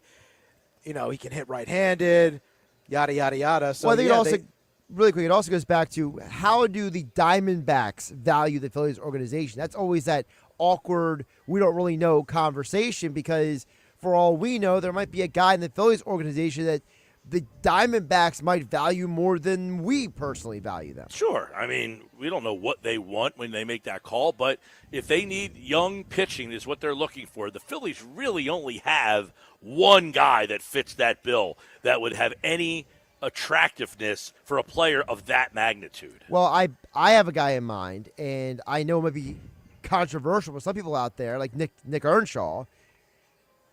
You did just draft Gage Wood. And he still has the shine on the new car. Not a lot of traction. People really don't know who he is yet. Would you consider trading a guy you just drafted in a deal for Marte? Sure, but, I mean, again, I don't know enough about where his value is throughout the league. I mean, you're going to trade a guy who's now, one of the reasons why Arizona's potentially thinking about this is because Marte's been a little bit of a malcontent. Yes. They have said they don't want to trade him and they were not interested in trading him. But now it's got to the point where, it's 50-50. And this is all predicated on the fact that he's kind of been a malcontent out there. And so what is Arizona looking for? Do they want to trade him? No, not really. So are they going to take a player that has no professional experience? I mean, Gage Wood has pitched in how many minor league games? 5? Yeah, 4 or 5. You count them on one hand. Right. So but that's my point. There's not enough book on him for us to have any negative on him. But are they looking for a major league ready guy like Painter? Maybe, but they're looking for young pitching is what they're looking for. Right. And if you're saying that Gage Wood is the next prospect, he has zero track record. I don't know that gets you an MVP level player. Maybe. I could be completely wrong on that. That being said, does anybody out there listening say, my God, you can get Marte? And I think you can get creative and maybe play him in right field. He's played center field before. Right. And it's not like he just had a cup of coffee in center field. He's played more than one full season, 174 games. Get a cup of coffee at third base. 3 games. But the outfield, he's played 174 games, all of them in center field. If you could play center field, I mean, you can go over and play right field. Look, Nick Castellanos figured it out. I think Ketel Marte could probably go over there and catch the damn ball. Probably better than Castellanos. But wouldn't you just swap out Bryson Stott for Ketel Marte? Turn want a left-handed guy into a right-handed guy? If they want Bryson Stott. You talking about trading him? Yes. If they want him, sure. You would say, hey, you take Stott, we'll take Marte. You're getting a second baseman to replace your second baseman. I don't think that would get the job done, though. I think you'd have to give up more than that. Right. You probably have to give up Bryson Stott and then 1 or 2 other players. Likely. But that would be the ideal scenario for the Phillies. Yeah, I mean, or if you kept Stott, you know, he's a really good second baseman defensively. Maybe you want to keep him, and now he can hit in the 9 hole. He doesn't have as much pressure on him offensively. He got going in the second half. He was a little bit better last year. You could platoon him with Sosa. Those 2 guys play second together. But now you're replacing Castellanos' bat in the lineup with a guy who can really hit in the middle of the lineup. And then you don't have to move. There's not as much precipice to have to move Bohm. You can just move Bohm down the lineup. And this is Bohm's last year of arbitration. Which is why he's an appealing trade piece for if you're the Phillies, because you can potentially get something for him. But the problem is I don't think Bohm is enough either just for a one-on-one deal for Marte. Oh, I'm not mentioning trading him for Bohm. I'm saying keep Bohm. If you just got Marte and he replaced Castellanos, and then you brought everybody else back. Now everybody bounces down the lineup further. Bohm's not hitting 4th or 5th. He can now go to hit 6th or 7th. You know what I'm saying? I mean, it's not a bad idea. I like Marte. I'm just curious what you have to give up to get him.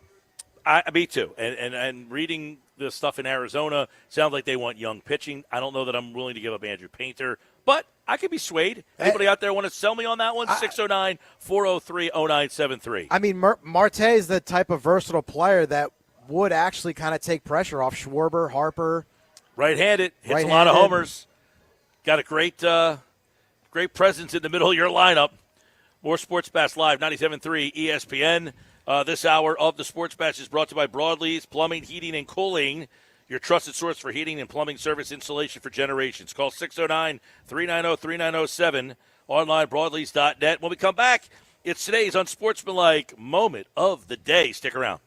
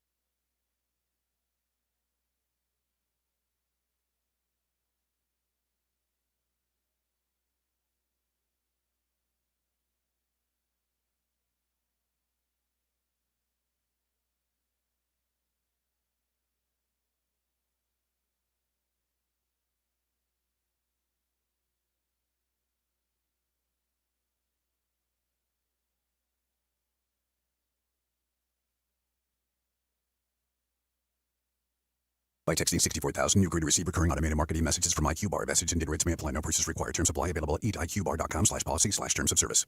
I've got good news and bad news. Here's the bad news. Most protein bars are packed with sugar and unpronounceable ingredients. The good news? There's a better option. I'm Will, and I created IQBar plant protein bars to empower doers like you with clean, delicious, low-sugar brain and body fuel. IQ bars are packed with 12 grams of protein, brain nutrients like magnesium and lion's mane, and zero weird stuff. And right now, you can get 20% off all IQ Bar products, plus free shipping. Try our delicious IQ Bar sampler pack with 7 plant protein bars, 4 hydration mixes, and 4 enhanced coffee sticks. Clean ingredients, amazing taste, and you'll love how you feel. Refuel smarter, hydrate harder, caffeinate larger with IQ Bar. Now you can get 20% off all IQ Bar products, plus free shipping when you text IQ Bar to 64,000. Text IQ Bar to 64,000 to get your 20% off. That's IQ Bar to 64,000.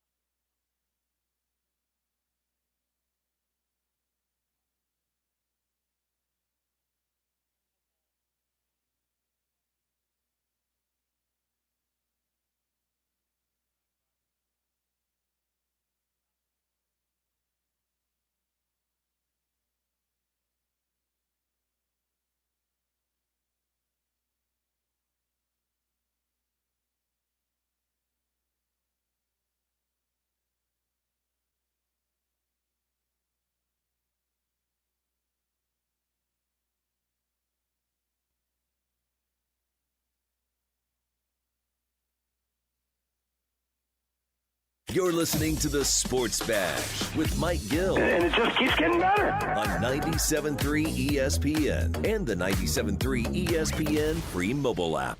I'm not hosting Thanksgiving. Okay. I'm going to be a guest at my aunt's home for Thanksgiving. And I'm sure she's going to go with a traditional menu. She's an amazing, amazing cook, by the way. Shout out to my Aunt Shelley. But based on other holidays and the menus that we have in my family for other holidays, Thanksgiving, bottom of the list. Bottom of the power ranking. Michelle Smallman said that this morning on Unsportsmanlike, and it's brought to you by our Unsportsmanlike moment of the day. Whitehorse RV Center. Find your fall closeout savings on 2025s and select pre-owned RVs. Shop now before they're gone. Whitehorse RV. Your RV adventure starts here. Smallman has Thanksgiving. What did she say, last on the list or low on the list? Last on the power rankings. Wow. Holiday power rankings. I'm disappointed in her. It's not very high on my power ranking list either. I'm disappointed in you. Just too much, man. Too much what? Everything. Too much who's doing the dinner all day long, making it, and then you're sitting in the kitchen for hours, and people are like, you're not doing it. Yeah, I've been in that kitchen. I cook, man. And it's all day waiting for this the turkey and stuff to get done, and it's over in 5 minutes, and you got to clean it all up. People are sitting around. The streets are packed. People are off of school. The lines at Wawa too long. So you can't get your gobbler in a timely fashion? It's just, you're saying, oh, who's doing it this year? Right? And you don't really want to go to that person's house. You feel obligated. Isn't it about the gratitude of it? You wish. And being thankful. That's what it's supposed to be about. But we all know that that's the problem with all these holidays. The reason for the holiday is for what you're saying. But it's turned into a stress. It's supposed to be stress-free, the holidays. So It's turned into a stress. So you're saying we should never have holidays. We all just stay home, not talk to anybody. No, just live your normal life. You don't have to have special days so that you have to talk to people that you really don't want to talk to.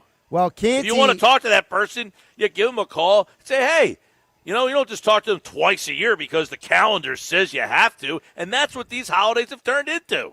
Well, Chris Candy says you and Michelle Smallman are being disrespectful to Thanksgiving.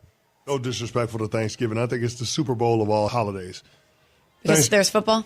Thanksgiving. Well, you got the slate of football, but that's not a huge differentiator from Christmas because there's Christmas Day games now. Yeah.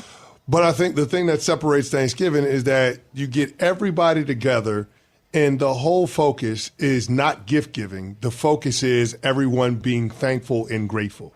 So just the attitude, the mentality that people come into Thanksgiving with, all of the East, the different things that people have that are out there, and then, of course, all of the football. See, Candy's right about that. He is exactly right. No gifts. I like that part of it because the Christmas thing has gotten way out of hand. See, that's what I love about Thanksgiving. Thanksgiving is the only holiday that you don't have to give or demand something from someone else. You just are thankful for what you have. There's no, I got to buy this, I got to do that. It's just gratitude is the best gift. gratitude, Yes. appreciating what you have. Even if you don't have a lot, you still have to be appreciative. I agree with that premise of that, but the problem is nobody looks at the holidays for what they were created for. They've turned them into these Hallmark holiday commercialized disasters. Sales, running out to the store, barreling people over, It's not my waiting fault. in line. I'm still celebrating it the same way. Even the stupid high schools got rid of the football games that people cared about so that they could be greedy. Well, that's true. Right? They ruined it. It was, hey, let's come home, watch a game, talk to friends, and all the high schools said, nah. Let's do it for the top 1% and just put the 3 schools that make it to the finals and care about them. And then all the other schools that didn't make the playoffs, got knocked out of the playoffs, nah, they don't need to play on Thanksgiving, the one game that actually people cared about. See my point? Everybody, That's true. Listen, but just because the high schools ruined part of the experience doesn't make the whole day bad. No, but that was it. You went to now, luckily for me, I still get to be a part of a Thanksgiving game because the people of Atlantic City High School and the people of Holy Spirit have their heads screwed on straight, and I'll give Millville and Violent 2 points as well because they still have a little bit of Thanksgiving pride to say, you know what, this game matters to the community and the people, right? You got all these other teams that used to play against each other that aren't playing any other games, and you took this game away from the communities. But see, Michelle Smallman doesn't have the high school football connection, so it sounds like her deal is she just likes Christmas more, as she explained this morning. She has a bias. On Yeah. Unsportsmanlike. Thanksgiving is the Super Bowl of all holidays because you get the family, you get the food, you get the football without the pressure of gift giving. You make a compelling case. I am not sold. Christmas or whatever holiday you celebrate is far better to me. The decorations, the cozy vibes, the music. I love giving a gift. I love giving a very thoughtful and intentional gift. Our menu and my family for Christmas Eve and Christmas, A+. Well, there are people that oddly like to give gifts. Like they go into it and like love trying to find the perfect gift. And people do like hosting Thanksgiving dinner. They get to bust out their fine china. They get to cook. A lot of people like to cook. Right. I spent $1,500 on this fork that I've never used all year. Yes, so you get to Until use it right one now. time. Today I'll use it. And I'm thankful for this fork. I'm thankful that I get to use it. The day, it's too much. It's too much. But I hope everybody enjoys their Thanksgiving if you like it. Love Thanksgiving. I don't know how you can hate it. Well, you know, everybody has different reasons. Everybody has different reasons. I'm a homebody. I like sitting in my house. I don't want anybody there. Just want to hang out, put my TV on. You know what else? Thanksgiving with the football all day long, I don't want to have to talk to people. I want to watch the game. I don't want to ask you about how your year's been because I've only seen you once. Now you just sound antisocial. That's your time to do it. You get one day a year to do that. Christmas Eve needs sports. You need sports on Christmas Eve. The NBA needs to take over Christmas Eve so that when you're doing the same thing at a party you don't want to be at on Christmas Eve, you have a game to watch. That's my plea moving forward. Football at 4. DiCecco next. It's Sixers basketball tonight on 97.3 ESPN with the voice of the Sixers, Tom McGinnis, calling all the exciting play-by-play action. Here's Maxey driving the ball, skids to a stop. Here's VJ Edgecombe for 3, and it's in! Edgecombe a clutch 3! It's Sixers Magic tonight. Coverage begins at 8 p.m. It's Sixers basketball all season long on South Jersey's radio home for Philadelphia 76ers basketball. 97.3 ESPN.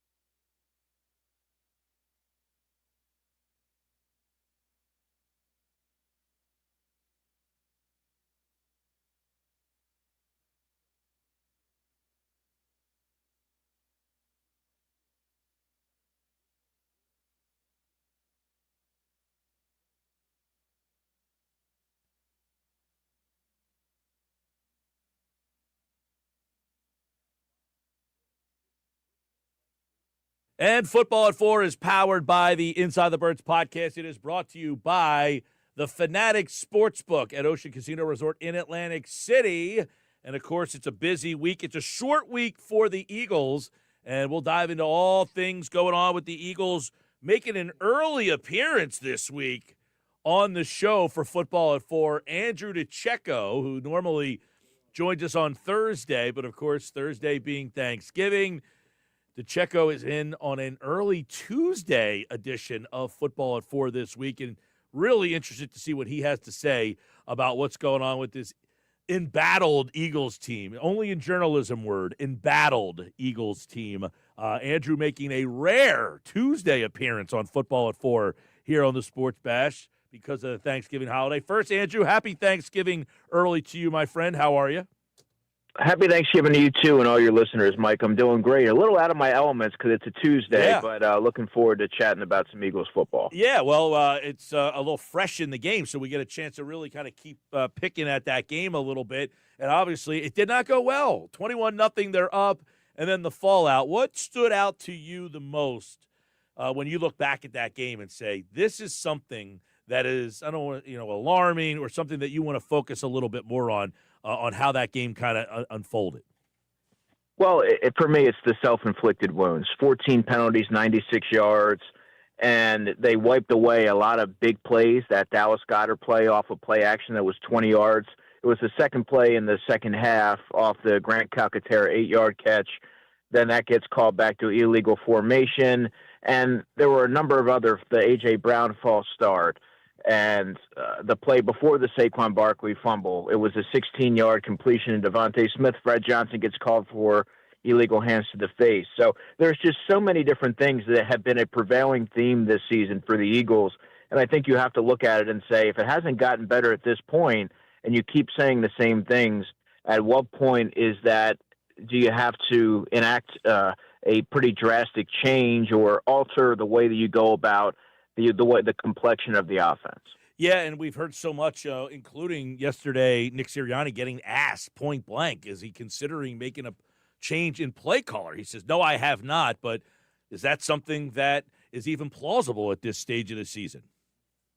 Well, I'm not going to sit here and say that Kevin Patullo called an exceptional game because he didn't, but it was only a small piece of it was a piece of what went wrong with the Eagles in that game. And I look more to the executional errors, the mental miscues, because, in the first half, they looked pretty damn good offensively, and they just weren't able to sustain that, Mike. But at this stage of the season, this is an 8-3 football team. I know that a lot of fans want answers. They want something to be drastic, a drastic measure to maybe alter the course of the season or the way the offense looks. But you have to look at it and say, this is Nick Sirianni's offense. So regardless of who's calling plays, they're going to be calling the plays through the lens of how Nick Sirianni wants it to look. And whether that's Scott Loeffler, the quarterback's coach, Jason Michael, the tight ends coach, who was an offensive coordinator at one point in his career at the Tennessee Titans, or Parks Frazier, who's the pass game coordinator, yeah, you might see something different in terms of rhythm and sequencing, but overall, these are going to be the plays and the way that Nick Sirianni wants the offense to look. So I'm not so sure that you're going to see the change that many are expecting, and it's not really surprising to me, Mike, to hear Nick Sirianni say that he hasn't considered a change. Well, I'm glad you went down that road because we were talking about this with throughout the show yesterday, Adam included, for Football at 4, and everybody loves pointing the finger at the coordinator, right? That's the easy thing to do. Mm-hmm. The coordinator's at fault. But as Adam kind of pointed out, there were a lot of plays that had success that were negated by penalties, right? That the play was called and performed. It was an execution problem that called the plays back. So there, people act like every single down and distance you're going to succeed in. That's not plausible. But there were a lot of plays in that game that had success that were negated by the self-inflicted wounds. Yeah, you're 100% spot on. And I think not only in Philadelphia, but in every city, there's always the urge to assign blame. Everybody wants to find the answer, but it's not always a specific person or a specific reason. The Eagles still can't run the ball, Mike. There's a lot of penalties. There's self-inflicted wounds. There's executional errors. There's just so many different things at play. And yes, I am including the play calling and the designs. That needs to be better. But, I think there's too much finger pointing in the direction of Kevin Patullo. And, yeah, I mean, you can make of it what you will. I mean, he's a first-year coordinator, and there were and are growing pains that come with that. But if you're looking, exclusively at Sunday, there were a lot of plays to be made in that game. And the Eagles had chances to put the Cowboys away, and we wouldn't even be having that conversation. But, they weren't able to do it for a lot of issues that have been prevalent throughout the season, but they've been winning, so they almost get swept under the rug. And these are the type of things that A.J. Brown was trying to put a spotlight on a few weeks ago and throughout the season so that they can kind of head that off and not let this be something that burns them down the line. Andrew DiCecco, Football at 4, looking at the Eagles and the Cowboys, the fallout from that game. You mentioned everybody always points at the play caller, but you said the offensive line. Throughout this day, we heard from Chris Long saying the offensive line's a problem. We've heard from a lot of people. And you wonder, is that at the top of the list of the problems? When it's the play caller, it's the quarterback, it's the play design, it's the running back. But ultimately, it all stems from what the offensive line's performance is. And that doesn't seem fixable, does it?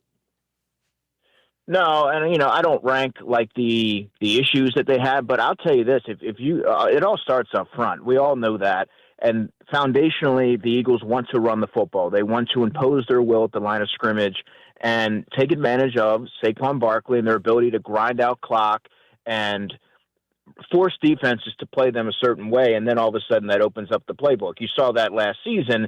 Defenses had to respect the fact that the Eagles were going to run the football, and it opened things up in the passing game. It masks a lot of the issues that are now surfacing because they don't have that running game. And you look at the health of the offensive line. Cam Jurgens has not played to the level that we've seen him play, a Pro Bowl level, this season. He had off-season back surgery. You have to wonder if that lingers, and it certainly lingers. But you have, when you're playing in the manner in which this Eagles offensive line plays and how physical and how much of a toll it takes. Yeah, I mean, it's kind of hard to wonder. It's hard to get healthy when you're playing that style throughout the season. Landon Dickerson battles through a multitude of injuries, and he's had some glimpses this season where he looks like the dominant form, that Pro Bowl form that we've seen, but not as often. Jordan Mailata has struggled. You have Fred Johnson at right tackle, and despite what you may have heard going into that game, Mike, I know that there were some that were like, oh, the Eagles will be okay. They have Fred Johnson. He's done it before. Fred Johnson is a solid NFL player, and I believe that if you rank 32 offensive tackles, he's probably in that list. But he's not Lane Johnson, a future Hall of Famer, and there were some plays in that game that served as a reminder. And, the Eagles are going to have to continue to navigate through that, but I just outlined some of the issues there on the offensive line or some of the things to be mindful of. And if they're not able to establish that dominance at the point of attack, that really limits what you're able to do from an execution standpoint and from a play calling standpoint. Well, and the Fred Johnson thing's a great one, Andrew, because, he might not give up a sack, but if he's getting pushed back to where Hurts has to move off of a spot or he can't, he feels pressure coming, it doesn't mean that just because he didn't give up sacks in the game that there wasn't more pressure coming from that spot than he's used to, and how that throws off all the timing. But the offensive line in the run game, too. I mean, Saquon is obviously, I think Adam mentioned this yesterday, man. He's on pace to have like 1,000 less yards from 1,000 from last year. He went over 2,000. He's barely on pace to get 1,100 yards this year. And I would imagine that it's more the offensive line than it is Saquon Barkley. Do you think that is, or do you think that Bigsby maybe should get a couple more touches and be a bigger part of this offense? No, I think it's more on the offensive line than Saquon Barkley. To me, Mike, and this is just my perspective, Saquon Barkley looks like the same guy. I don't believe that the 482 touches that he had, including the postseason, has hindered him in any way. Because when he gets his opportunities, and they have been few and far between this season, I understand, he's looked pretty spry. He runs really hard and really tough, and I think a lot of his, slow traction in the running game this season can be directly attributed to the offensive line. But then there are also times where it looks like Saquon Barkley is pressing a little bit and not taking what's in front of him, which is where I think Tank Bigsby has done a nice job in a limited sample size. And I am not of the belief that giving Tank Bigsby a sizable portion of the workload is the answer here. I think you can certainly find a way to get him 7-8 carries a game and have a little bit more of a balance, because he does add a spark. He does run really hard. I talked to him last week and about his unique decisiveness as a runner. He almost creates his own blocks at times. I think they need to find a way to incorporate all three running backs. I'm including Will Shipley in that, because they all present something different. And I think if you do that, with that optionality will come, you're able to confound defenses a little bit, and they have to, account for that. So that's something that when you look at the offense, it is what it is, but there are certain things they can do from a personnel grouping standpoint to try and freshen things up a bit. When you look at the strife in this offense, right, it's KP. Oh, no, it's the passing game. Well, Hurts kind of does what he wants. Well, you can't call all the plays because Hurts, doesn't want to run certain plays here. When you look at the quarterback's role in what's gone on with this offense, what do you kind of see in terms of where he stands and why this offense is struggling? Because I was talking about this the other day. He's a great player. He's won a Super Bowl MVP. But we all know there's not universal, like you say, hey, Tom Brady, everyone says, great. Peyton Manning, great. Drew Brees, you go to a bar in any of those towns and bring up their names, nobody argues with you. That's not the case with this guy. So what do you see from him in his role and why this offense is struggling to be consistent? Well, first of all, I think Jalen is performing better than he did last season, and I do believe that. But it's hard to look at this offense and not think back to the comment that he made. The offense is going to look how Jalen Hurts wants it to look. So, I mean, to me, it always felt like a Sirianni and Hurts melding where they have a vision of what they want the offense to look like, and they've given Jalen Hurts a lot of autonomy, and they should. He's a franchise quarterback, Super Bowl MVP. I think he's one of the best deep ball throwers in the NFL, but there are times this season where he seems to, he's a little slow to pull the trigger on some things, and there are plays left on the field, and I look at certain instances where maybe a ball placement is a big one, right? When you talk about running after the catch. I think all those things are fair in criticism, but he's far from the Eagles' concerns offensively. I think that he's made the best of a pretty ominous circumstance offensively, and I think he is playing at a high level. Now, you can't take that sack on that 3rd and 2 and for that 13-yard loss.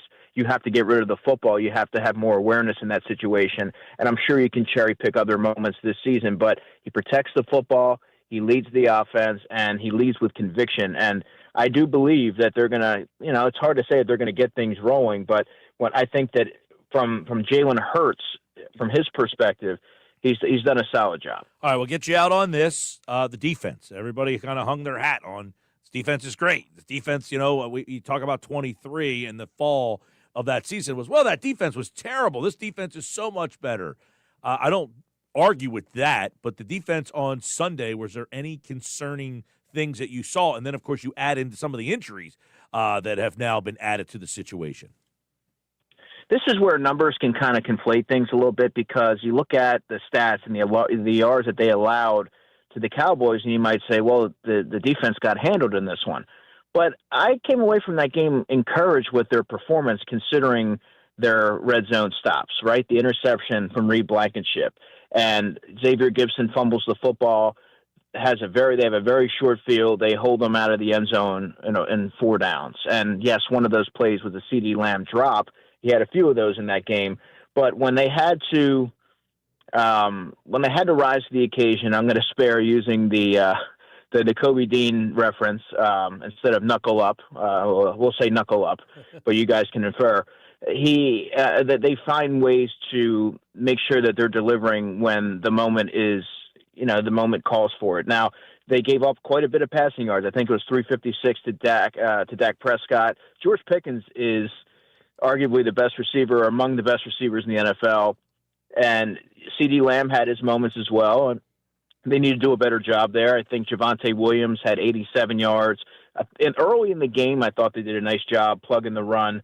And then they just stayed with it. 22 carries, maybe 20 carries for 87 yards. He's not an explosive runner.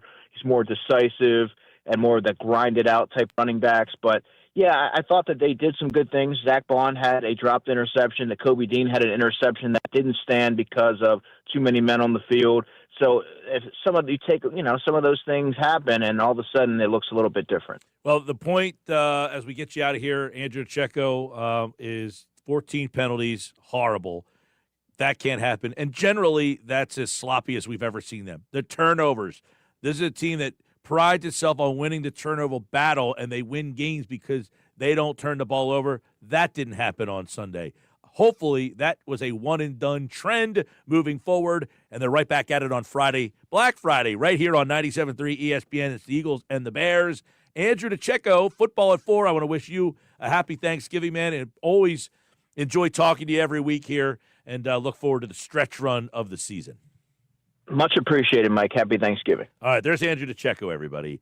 And Football at 4 on a Tuesday with Andrew here on the Sports Bash Live on 97.3 ESPN, the 97.3 ESPN free mobile app, and live video streaming on the X platform and on YouTube. You can subscribe and like the show on YouTube and the Twitter X platform. Just type in Mike Gill Show, and you'll find us there. You can hit the subscribe button and the like button if you want to watch us live, if you want to comment live, if you want to be a part of the show live. And, of course, you can listen on 97.3 ESPN and, my favorite, the free mobile app powered by First Bank of Sea Isle City. All right, there's Andrew with our Football at 4. We got the Nuggets coming up as well here on the Sports Bash. However, let's get into this week's edition. Are we ready? This week's edition of Who's In, Who's Out on the Sports Bash Live on 97.3 ESPN. Josh, are you ready?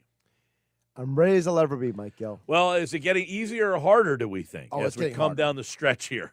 It's a lot easier for me to tell you who's not making the postseason than who is making the postseason. All right, let's see. This is getting tough. All right, AFC East. Have you made the change? I did a couple weeks ago. I think 2 weeks ago I went New England. I made the same change 2 weeks ago, yeah. So you're in on New England. I've been on. I had them as the number one team in the Fine Five last week. That's true. I do remember that. I've gone Baltimore for a couple of weeks now, and they are now in first place. I'm sticking with. They've won 5 in a row.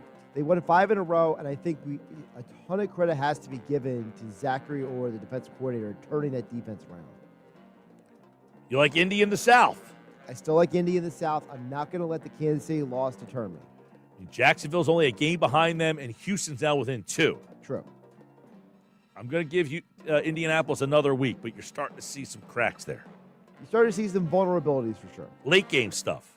Like getting a little tense late in those games with Daniel Jones, and I think Daniel Jones of the 3 quarterbacks, you probably trust Trevor Lawrence or C.J. Stroud. Or Daniel Jones. What do you rank those? That whole division is not great quarterback play, but I will say this. To me, the key is going to be, can Shane Steichen figure out what the next move is? Because they have built this team around Jonathan Taylor. The Kansas City Chiefs did an amazing job at eliminating him for the game on Sunday. So now the ball is in Steichen's court. How does he adjust? I've gone Denver all season long in the West. I'm rocking with Denver still, too. Wild cards. This is where it gets a little dicey. Buffalo. I agree.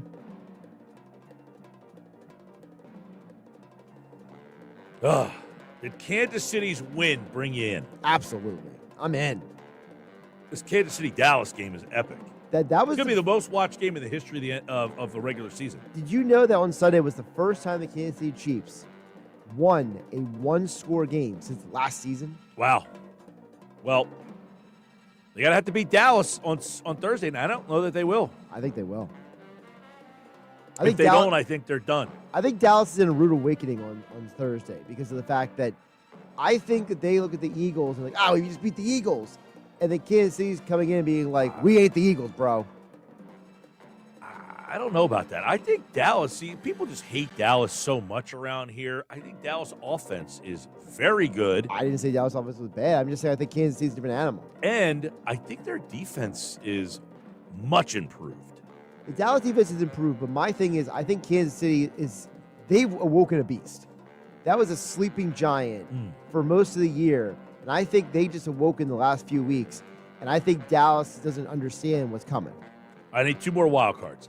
If you watched Houston the other night, you would think they would be in with that defense. Stroud back. I have Houston because of the defense. I cannot ignore the fact that the other teams that are in the wild card race right now, their defenses are not good. All right, so Buffalo, you're going Buffalo, Kansas City, and Houston? Yes. All right, Buffalo for me, kind of like that Jacksonville team a little bit. But Houston's defense, I think, stands out between those two. So I'll go Buffalo, Houston, Kansas City as well. I'm going to give Kansas City a shot here, although I do think they're going to lose on Thursday, and that would pretty much bounce them out. We'll see. Jacksonville's, I have them circled as my number 8. So, like, if one of the other teams slip, Jacksonville, for me, slides in. My only problem with Jacksonville is, 1, I don't think their defense is really that good, and 2, I don't trust Trevor Lawrence.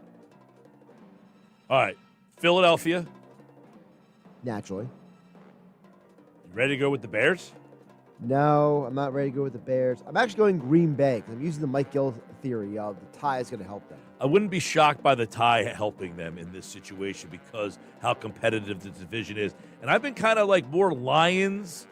That Lions game, the fact that they struggled the way they did against the Giants is something. Jameis Winston won a lot of us some fantasy football weekends. And I'm not a big Packer guy either.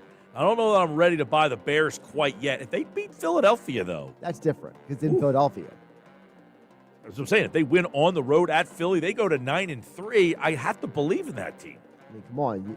If you beat the Eagles in that situation on Friday afternoon, you're more than just a division winner. You're a contender. I'm going to go Green Bay here, which I don't feel great about. I'm going Green Bay, too. You like Tampa? I do.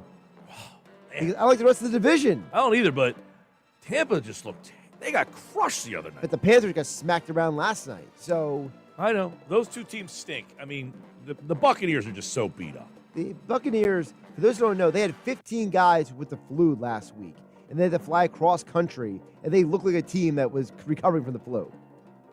I'll go Tampa, but don't feel great about it. I like the Rams. I've gone with the Rams all season long. I think the argument can be made the Rams are the best team in football. 3 wild cards. I got Seattle, San Francisco, Chicago. I got the Lions out. And I like the Lions pretty much better than all those teams. I can't believe it. I'm buying the Bears. That Bears team is pretty good. And I liked them at the beginning of the year. I got the same 3. I like what Seattle's doing defensively. I like what I saw with the 49ers last night. I mean, their grit last night was just incredible. I mean, I think that, by the way, Purdy was terrible in the first half of that game. But the team was good. Yes, but that would concern me moving forward, although I think he'll get better as the year goes on here. Maybe he not. Looked a little rusty. I just think that they showed last night how many defensive players they have injured for San Francisco. For them to come out and basically just tell Carolina, go home. Like, don't even what's the thing with Monopoly? Do not pass go. Do not collect $200. Yeah. Just go. Like, that was amazing to me. And I'm with you. I'm having trouble trying to rationalize the Lions into this conversation. All right, that's who's in, who's out.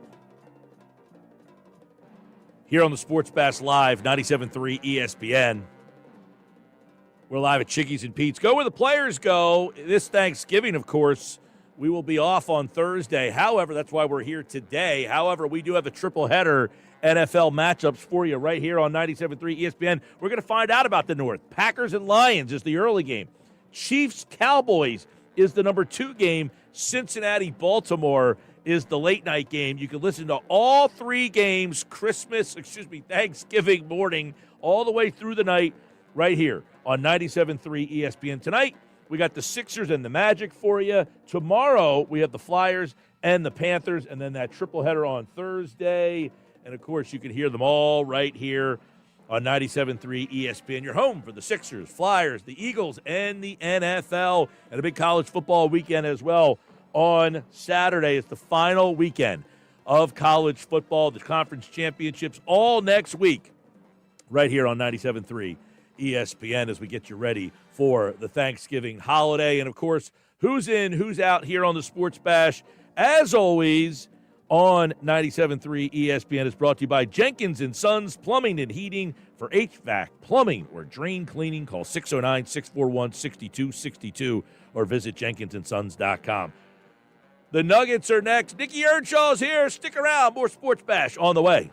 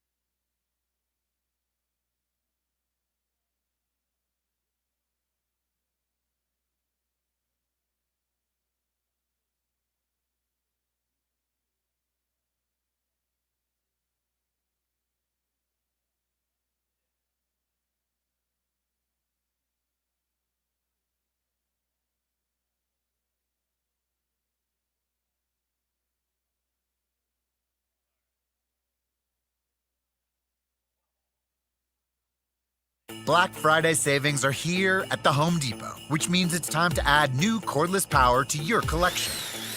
Right now, when you buy a select battery kit from one of our top brands like Ryobi or Milwaukee, you'll get a select tool from that same brand for free. Click into one of our best deals of the season and stock up on tools for all your upcoming projects. Get Black Friday savings happening now at the Home Depot. Limit 1 per transaction. Exclusions apply. Full eligible tool list in-store and online.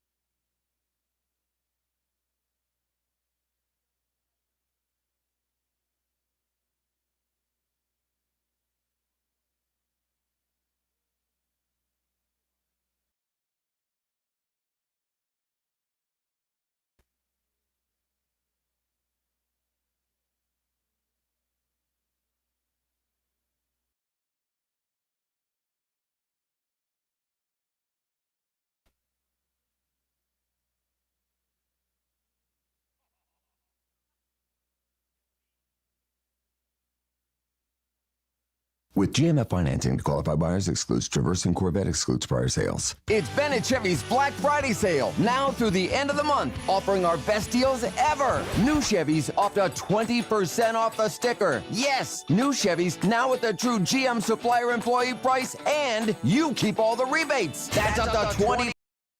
And there's available 0% financing during Bennett's Black Friday sale. New Chevys at GM supplier employee pricing. Plus, you keep all the rebates, saving you up to 20%. So, I'll ask you, who beats Bennett Chevy? Nobody. Shopping for pre-owned? At Bennett, you get a minimum 10 grand for your junk, no matter how beat up it is. Even if it doesn't run, you get a minimum $10,000 towards any pre-owned in stock. Come see how much more Bennett will pay for a good trade. Plus, there's never any sales pressure with our non-commissioned sales staff. Paid on your satisfaction. It's Black Friday all month at Bennett Chevy. Together, let's drive. Bennett Chevy, Egg Harbor Township, and BennettChevy.com.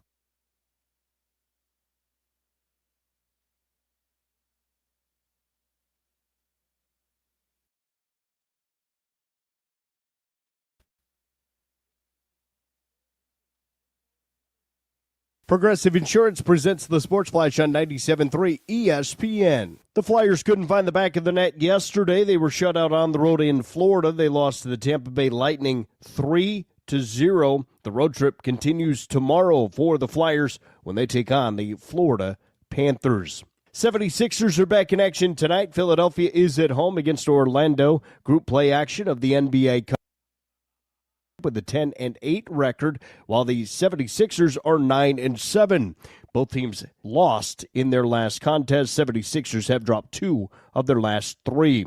Eagles play on Friday afternoon this week at Lincoln Financial Field when the Eagles host the Chicago Bears. The Bears and the Eagles both come into the matchup 8-3. Progressive is helping veterans drive their lives forward with its Keys to Progress program. Online at keystoprogress.com. I'm John Thayer on 97.3 ESPN.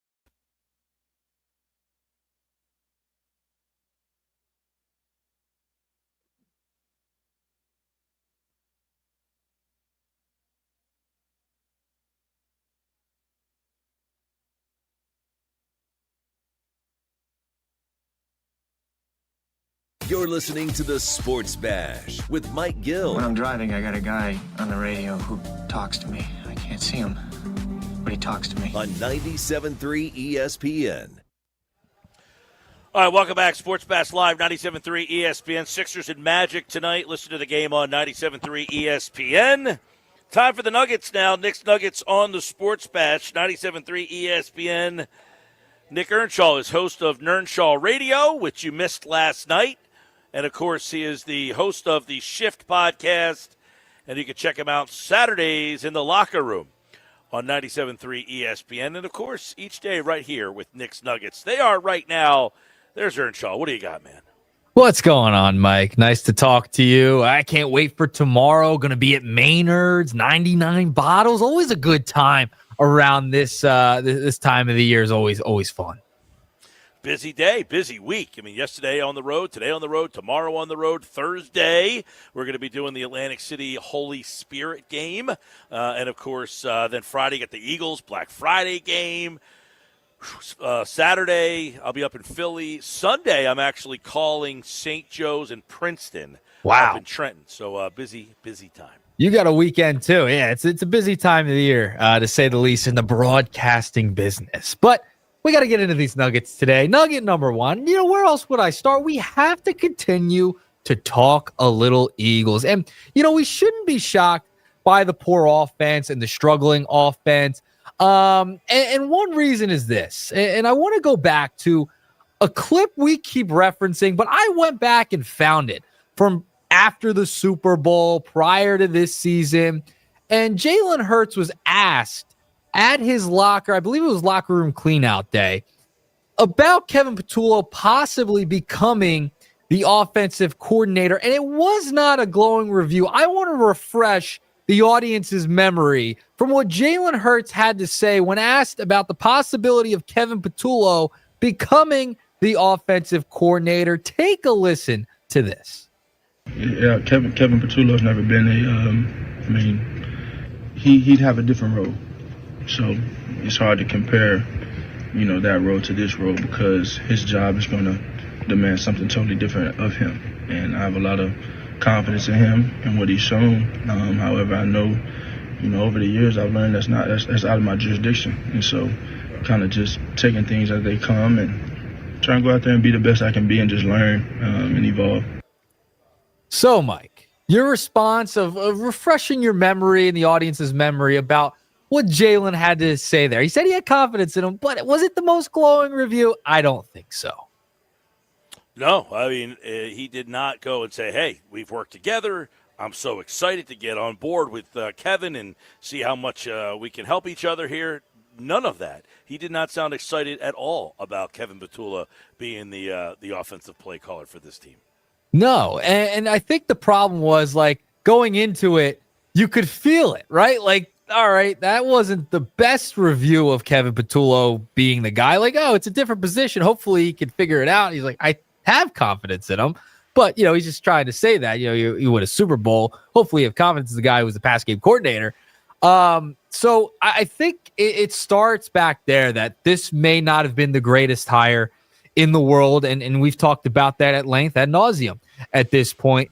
But now you're at a point where, this probably should have seen this coming back then, where there wasn't a ton of confidence set in the offensive coordinator. And it didn't seem like him and Jalen were on the same page for the most part, right? And now it's coming to fruition where it doesn't feel like anyone's really on the same page at the moment. You add in the offensive line issues. You add in the run game issues, the A.J. Brown stuff on social media. It's just a culmination of everything. And that begs the question, where the heck is Nick Sirianni trying to figure this thing out and get all of these guys together to figure out the common goal here? Well, I think they have a common goal. The problem is one of the big issues they have is the offensive line, and that's a hard thing to fix. If right now your offensive line is a problem, you can't run the ball. Okay, we can't run the ball, so let's try to do something different. If everybody knows you're not running and they think you're passing, one of the big differences between this offense and offenses of the past is 8-9 guys in the box trying to take the run away. Well, now 8 guys, 7 guys, heck, sometimes 6 guys are not in the box. They're now in coverage. So your offense before, which had a lot of room to roam in the secondary, now has a lot of eyeballs in the secondary. So it has really changed the dynamics of what you do offensively. So I think people, are trying here. We were talking about this earlier is, these guys are Kevin Patullo and Nick Sirianni have both been, in the league. Remember, Nick was in Kansas City before Andy Reid got there. So you're talking about like 2012? So you're talking about a guy who's been in the NFL as a coordinator, as a pass game guy, a wide receivers coach. He's been around great coaches. Yeah. Do we think he's a complete numbskull? I mean, Kevin Patullo has been on many staffs. He's been around great offensive guys. There's a time that some people wanted Frank Reich to be the offensive coordinator for this team again. Patullo was on the staff with Frank Reich. Sirianni was on the staff with Frank Reich. We act like these guys have no idea what they're doing. It's like comical to think, man, how did a guy make it this far in the NFL by having his head up his ass? Like, that's the dumbest thing I've ever heard when we constantly question these things. And we heard what Chris Long said earlier in the show. We played the bite talking about the offensive line stinks right now. And he talked about it. He said Jalen Hurts, and the word that he uses, picking, like basically the phrase that he used was like he was picking the plays that he feels most comfortable with. That's a common thing in this league. A lot of times we hear quarterbacks talk about when you go to the line of scrimmage. Here's what Chris Long said earlier. We played the audio from the Green Light podcast. This team has been built around the offensive line since we won a championship. That team was built around the offensive line. This team has been built around the offensive line. We were talking about who's the main character. The main character has always been the offensive line. And now the main character is not perfect, and they're strained on the passing game. You can talk about the coordinator. I don't know how much of it is quarterback preference. I don't know how much of it is the quarterback or the coordinator just not knowing what the to do. quarterback preference. That's the phrase that he used. And then yesterday, we've heard a lot of times when the plays get sent into the game, right, there's usually multiple plays, and the quarterback pick which one he wants to run. So he goes to the line and has full autonomy to choose or change or pick what play he wants to try to use here. So there are a lot of times, and we talked about this yesterday, there were a lot of plays that were successful in the game on Sunday. We just choose to forget about them because there might have been a penalty, which was not the play call's fault, right? You have a penalty, a guy offsides. You had the one big play where Goddard had and Smith got called for a penalty. Those plays worked. They weren't problems. So there's plays that are working.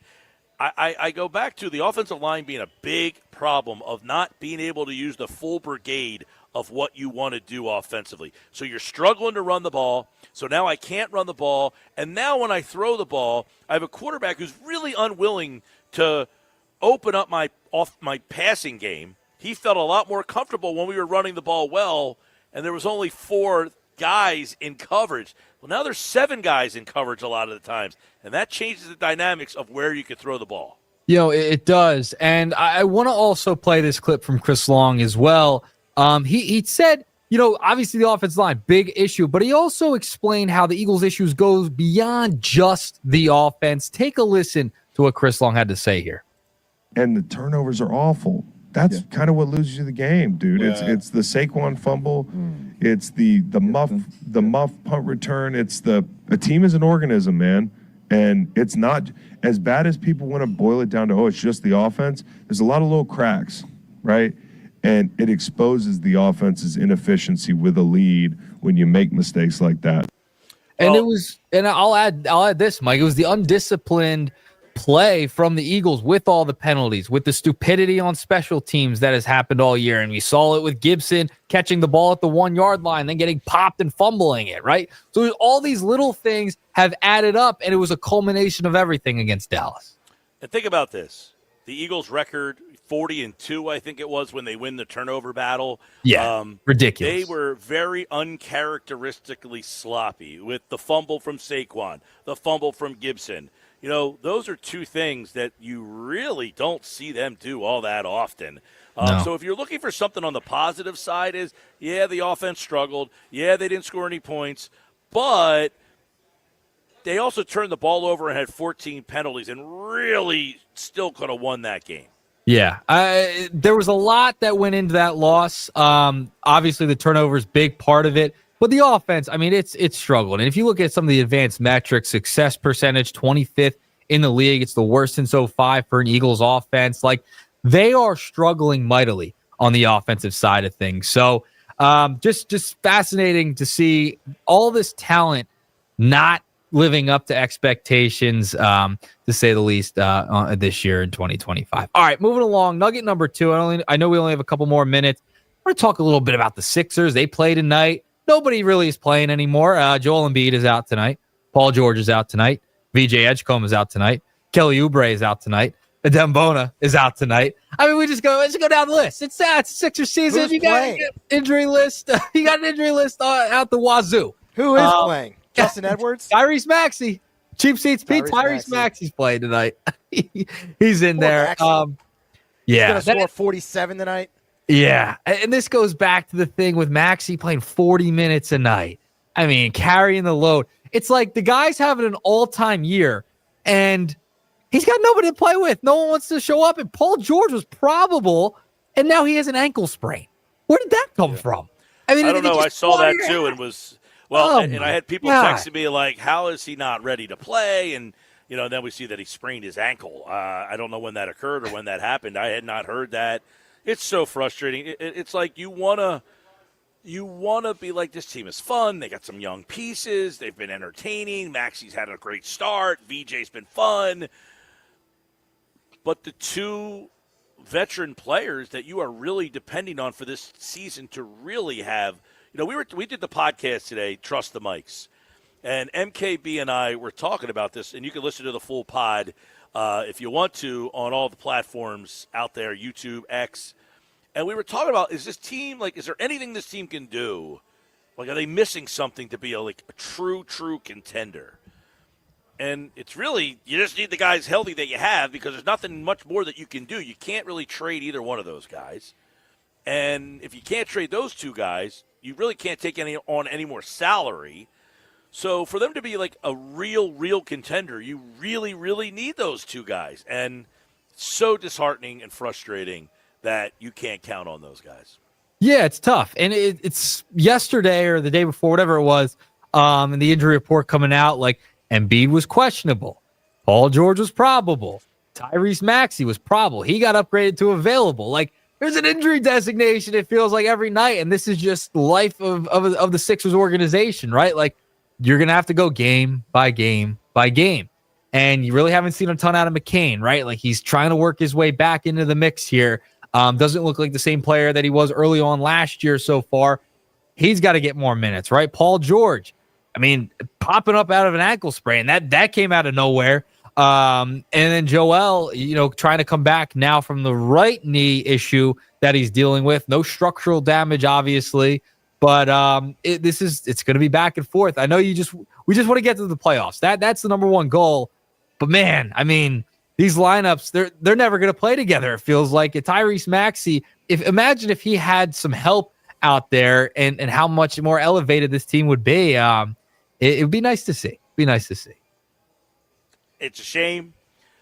And I think the one thing for Maxey is he's having to carry the load, which has made him have a great start to the season. But it's also now, he's playing so many minutes. It's taking a toll on him a little bit. You wonder how much that's going to take a toll on him down the road. And he's not getting any, continuity with the guys he needs continuity with. Like, it's nice that you have continuity maybe with Quentin Grimes or Justin Edwards, but come on, to do something deep in the playoffs, you need to have continuity with Paul George, Joel Embiid, those guys. He's the guy.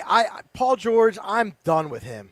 Honestly, I can take the Embiid stuff because we know that's Embiid. He's our guy. He's homegrown. He comes with the territory. But Paul George, it's a new injury every single week. He's in and out of the lineup. He was supposed to be the third guy to put us over the top. To me, I'm out. You don't believe you can count on him. He's an outsider to begin with. He doesn't like it here, huh, Pete? Well, he could go back to Los Angeles. He could live in his mansion out there, play with the Clippers. I also find it hard to believe. Like, there's a lot, like basketball, there's a lot of guys in this league who are he's in his early 30s. There's a lot of guys that are in that age bracket that are still highly productive. There's also a lot of guys who are washed up, though, too. Well, I can, but he's not 35. that we're at. I mean, how old is he? 35. 35. He's not early 30s. I wouldn't consider 35 early 30s. No, I'm talking about there are guys who are in that age range from 32 to 35, like where he's been. He's a very productive player. But they're still producing. They're not washed. They're not done. I'm talking about guys who were all-stars. He was a perennial all-star. It's not like he was a flash-in-the-pan all-star. He was how many time all-star is Paul George? Well, we knew this coming into it, right? We knew PG, and he had injury problems before. He had the 1 year going into his free agency where he played a majority of the games. We know he's been hurt before. This is nothing new with Paul George. Look at Klay Thompson. Klay Thompson is another guy who's 35, and he's washed. Clay's done, but he had a major yeah, he had a major injury, but that forced him to miss a whole seasons. 2 of them, right? Yeah. Paul George is a 9-time All-Star, so it's not like he had one. He wasn't a scrub. No, I mean, he was great in Indiana, OKC. My point is, he should be able to be a guy that you could depend on to score 15 points a game still. You would think. All right, ankle sprain. We did get the third nugget. We almost got to the third. No, it was a Phillies nugget, too. All right. Oh. Tomorrow. Save it for tomorrow. Hey, tomorrow, Earnshaw will be live with us. The Nuggets will be live on the scene. There. At Maynard's in Margate. In person. We're live at... All right, man. See ya. We're live at Jiggies and Pete's, Tropicana, Atlantic City. Don't forget, coming up, Casey Joyner. One thought every game. Stick around.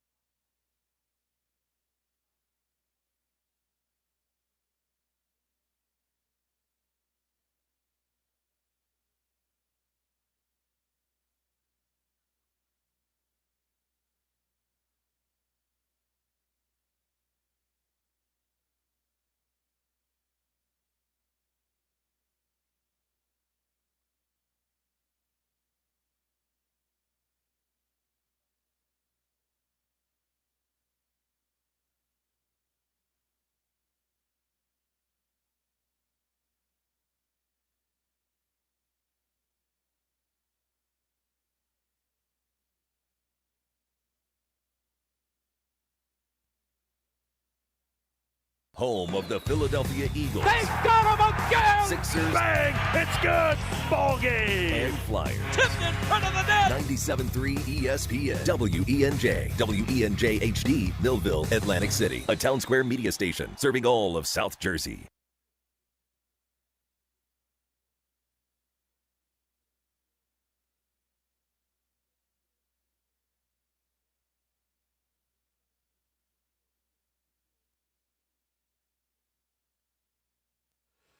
All right, 5 o'clock hour, Sports Bass Live, driving you home on this Tuesday. We're live at Chickies and Pete's. Of course, you can stop by the great Chickies and Pete's, I believe, open on Thanksgiving for all the games and everything for the people who just are looking for a place to get away from the family to watch the football. How about that? Casey Joyner's back for One Thought Every Game, brought to you by BMW of Atlantic City. Your luxury BMW experience is closer than you think.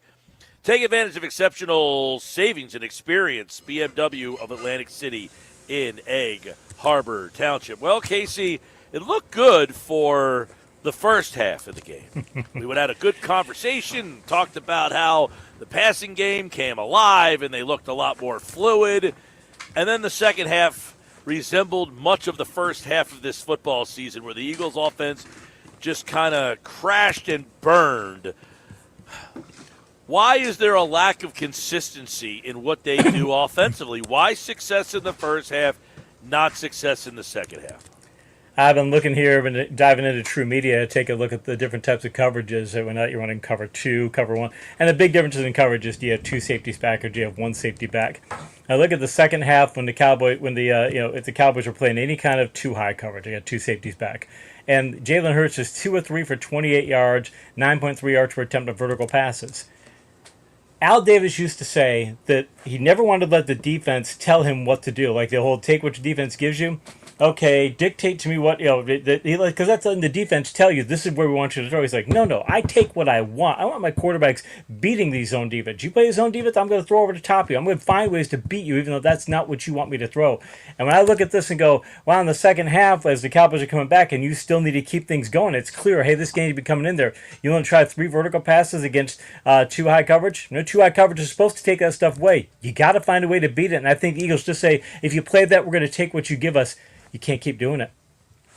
Well, obviously one of the big problems they're having is they can't run the ball, right? I mean, they're just not able to run, and whether it's Barkley, this offensive line is a big factor in why they can't run the ball, correct? Yeah, it is part of it. Yeah, it is. A lot of it is that, but a lot of it is the fact that the defense is how the defense is playing the run. That's why I hesitate there for a second, because it's how the defense is playing the run. If the defense is playing in a certain way, they can say, we're not going to let you get big plays against us.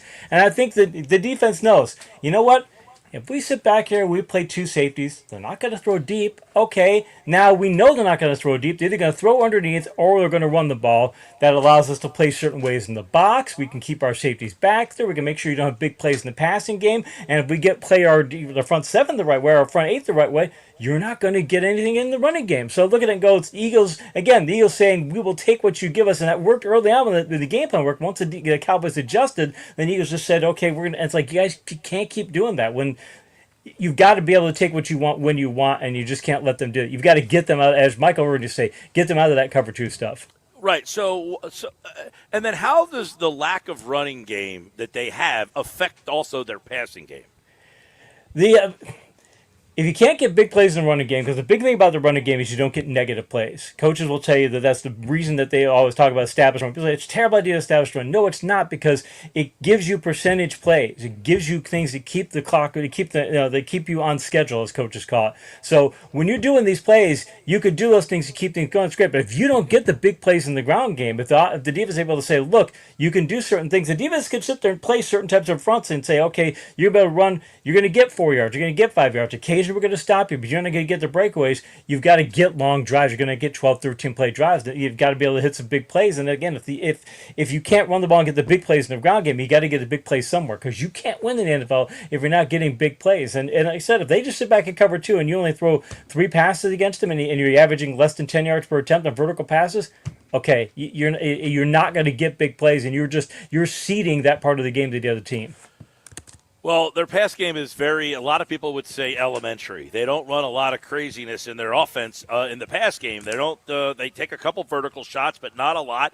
They run a lot of hitches. They run a lot of very safe stuff. And in the past, they could do that because so much attention on their run game made only 4 or 5 guys in the secondary. Now, teams don't think you can run the ball. More guys in the secondary. How is that affecting what they want to do in the passing game? Yeah, that's one of the things. There was a great video on YouTube by Kirby Smart, and he talked about how the Georgia coach, and he talked about how that you needed to be able to stop the run in a certain way. Like we need to keep people back in our passing game. Like he said, we got to stop the passing game. How do you stop the passing game? Well, you stop the running game. Like, how do you stop the running game? He's got all kinds of ways. He plays mint fronts, things of this nature, all kinds of different things to just clog the offensive lines. And a lot of that philosophy comes over with the Eagles and things when people are facing them. Like, I think that's what they're doing. Like, look, we're going to have these ways to stop your ground game. And so when you get to the pass game, if you're used to saying, if you're doing RPO stuff, okay, you could do certain things. You can't do a vertical game off an RPO if you're trying to do it. As an example, you can't, you don't have that built in. There's only a couple of variations you could do to get vertical passes off RPOs. So if you're doing that and then you're running a lot of certain base concepts, you're running a lot of, I think, running what I would say they call half field concepts, where you're reading just half of a field. And if you get man over here, you're going to go over to the zone beater on this side. If you get zone, you're going to be, whatever. You're going to go to which side? You're going to have zone and man on either side. You're going to go to either side. That's great, but you're not getting what they call full field reads. And full field reads are where you're seeing the entire defense and you're going like that. You're just saying, we're going to, with you half field reads, you're doing dink and dunk essentially. You're going to be able, if the defense plays a particular way and you get a full field read, you can get a lot of bigger plays. And I think the Eagles are just saying, we'll take this percentage football. And mind you, the percentage football probably works if Saquon doesn't fumble and the punt return doesn't fumble. If those things don't happen, they probably win. But it's like, yeah, but sometimes that happens. How do you win when that happens? Because you're not going to make 0 turnovers every game. Casey Joyner, one thought every game from The Athletic. We're going to look at all the matchups from Week 12 and see how they affected the playoff matchups. You know, Casey, well, maybe not. You're in a market where it's more prevalent. People always want to blame the coach. The coordinator stinks. He's horrible. Got to fire him. Time to move on. Not getting the job done. What role does Kevin Patullo, the play caller, have in the offensive problems? There's a creativity that you had last year that isn't there this year, and I don't say that in a bad way. Where I think that there's a certain Kellen Moore is a really good play caller. He's exceptional. He can make. I mentioned last year talking about the kind of even run game changes he can make, where he makes things that other coaches just struggle to do. Where he can see, okay, this is what I need to do. So you can go in there with a particular game plan. This is what we're going to do, and if you can't adjust to it, that's fine. But I think the Eagles go in there and they said, look, we know high percentage works. And so I think when they got Patullo, I said, look, let's go ahead and just do a lot of high percentage stuff. And we'll keep winning with the high percentage stuff. And sometimes it's not going to work, but we know it's going to work more times than not. If you've got that mindset in the preseason, it's hard to come in week 8, week 9, week 10, week 12 and go, all right, let's go ahead and mix this up. Let's change things and be more aggressive. We can put you can't just you can make some changes, but you can't make fundamental changes to your system at this time of the year. So the Eagles have bought into the idea that we're going to be the highest percentage team in the league. Okay, it works most of the time. They still got an 8-3 record. You're still doing really well, but you've got to have a counterpunch in there. And I think they just, if nothing else, at this point, I don't say they got bad play calling, but if you're going to make play calling changes, you can't make fundamental ones until the offseason. So you're just going to have to make, whatever changes you can make right now to try and get a couple of things going and say, hey, let's solve 1 or 2 small problems and get a couple of things in there, because I just don't think you could do it otherwise. This is not the time you make those adjustments. Okay, now the controversial take. How much does Jalen Hurts affect the way he can call the game? You mean, does he have the ability to change plays or what he's doing? No, just like his deficiencies. There's been a lot of speculation that Hurts doesn't like to throw the ball over the middle of the field, and that mainly the route tree is limited because of what he doesn't like to do. Does that seem to be an issue? I think it's something that Peyton Manning made an interesting point during the Manning cast last night. Purdy throws those 3 picks. And Peyton said that at the end of a half, when a game where he threw 3 picks in the first half, he said they wanted him to throw a Hail Mary. He wouldn't do it. And he said that's why Purdy didn't throw the Hail Mary pass at the end of the half, because once you get 3 picks, you get it in your head. Wow, the next pass could be picked, and I can't have that interception, and you get it in there. when you're a team and you say no turnovers, no turnovers, no turnovers, no turnovers, and you're the quarterback and you drop back, I don't want to throw the middle. Yeah, because that's where most interceptions happen. If you chart a game out, that's where they tend to happen. So if you're him and you know, well, my coach doesn't want me to throw deep over the middle, my coach doesn't want me to push passes in the coverage. He wants me to take what the defense has given me. He wants to do that. If that's what your coach is telling you to do, it's hard if the coach has been coaching it up too. Don't do that, and then later on be like, hey, you need to take some chances. Parcells ran that one time with Phil Simms, and he literally had to tell Phil Simms, you must throw, like it was a situation that was Phil, you have to throw this pass in the coverage. You need to complete it. He said, we have to have it. He said it changed the dynamic of the team from then on out. But it's a tough moment to have, so maybe, I don't know, maybe he needs to have that moment with Hurts and say, you need to throw the pass, but that might be a one-off thing because you don't want to change your system if that you've developed your system around winning high percentage games. But I think if you've coached that up, it's hard for the quarterback to get out of that. Casey Joyner, one thought every game. Let's just get a quick thought on the Eagles defense. Second half, they're up 21-0. Why did their defense have breakdowns in the second half? Their coverage metrics. I just ran them last night. I was looking at some of the coverage metrics last night. Oh my! They have been shut down in coverage metrics very much, but they weren't in this game, and the second half is a big part of it. I mean, in the second half, Prescott tries 7 vertical passes traveling 11 yards downfield. He completes 4 for 133 yards, 19 yards per attempt. I mean, they fell apart on vertical passes.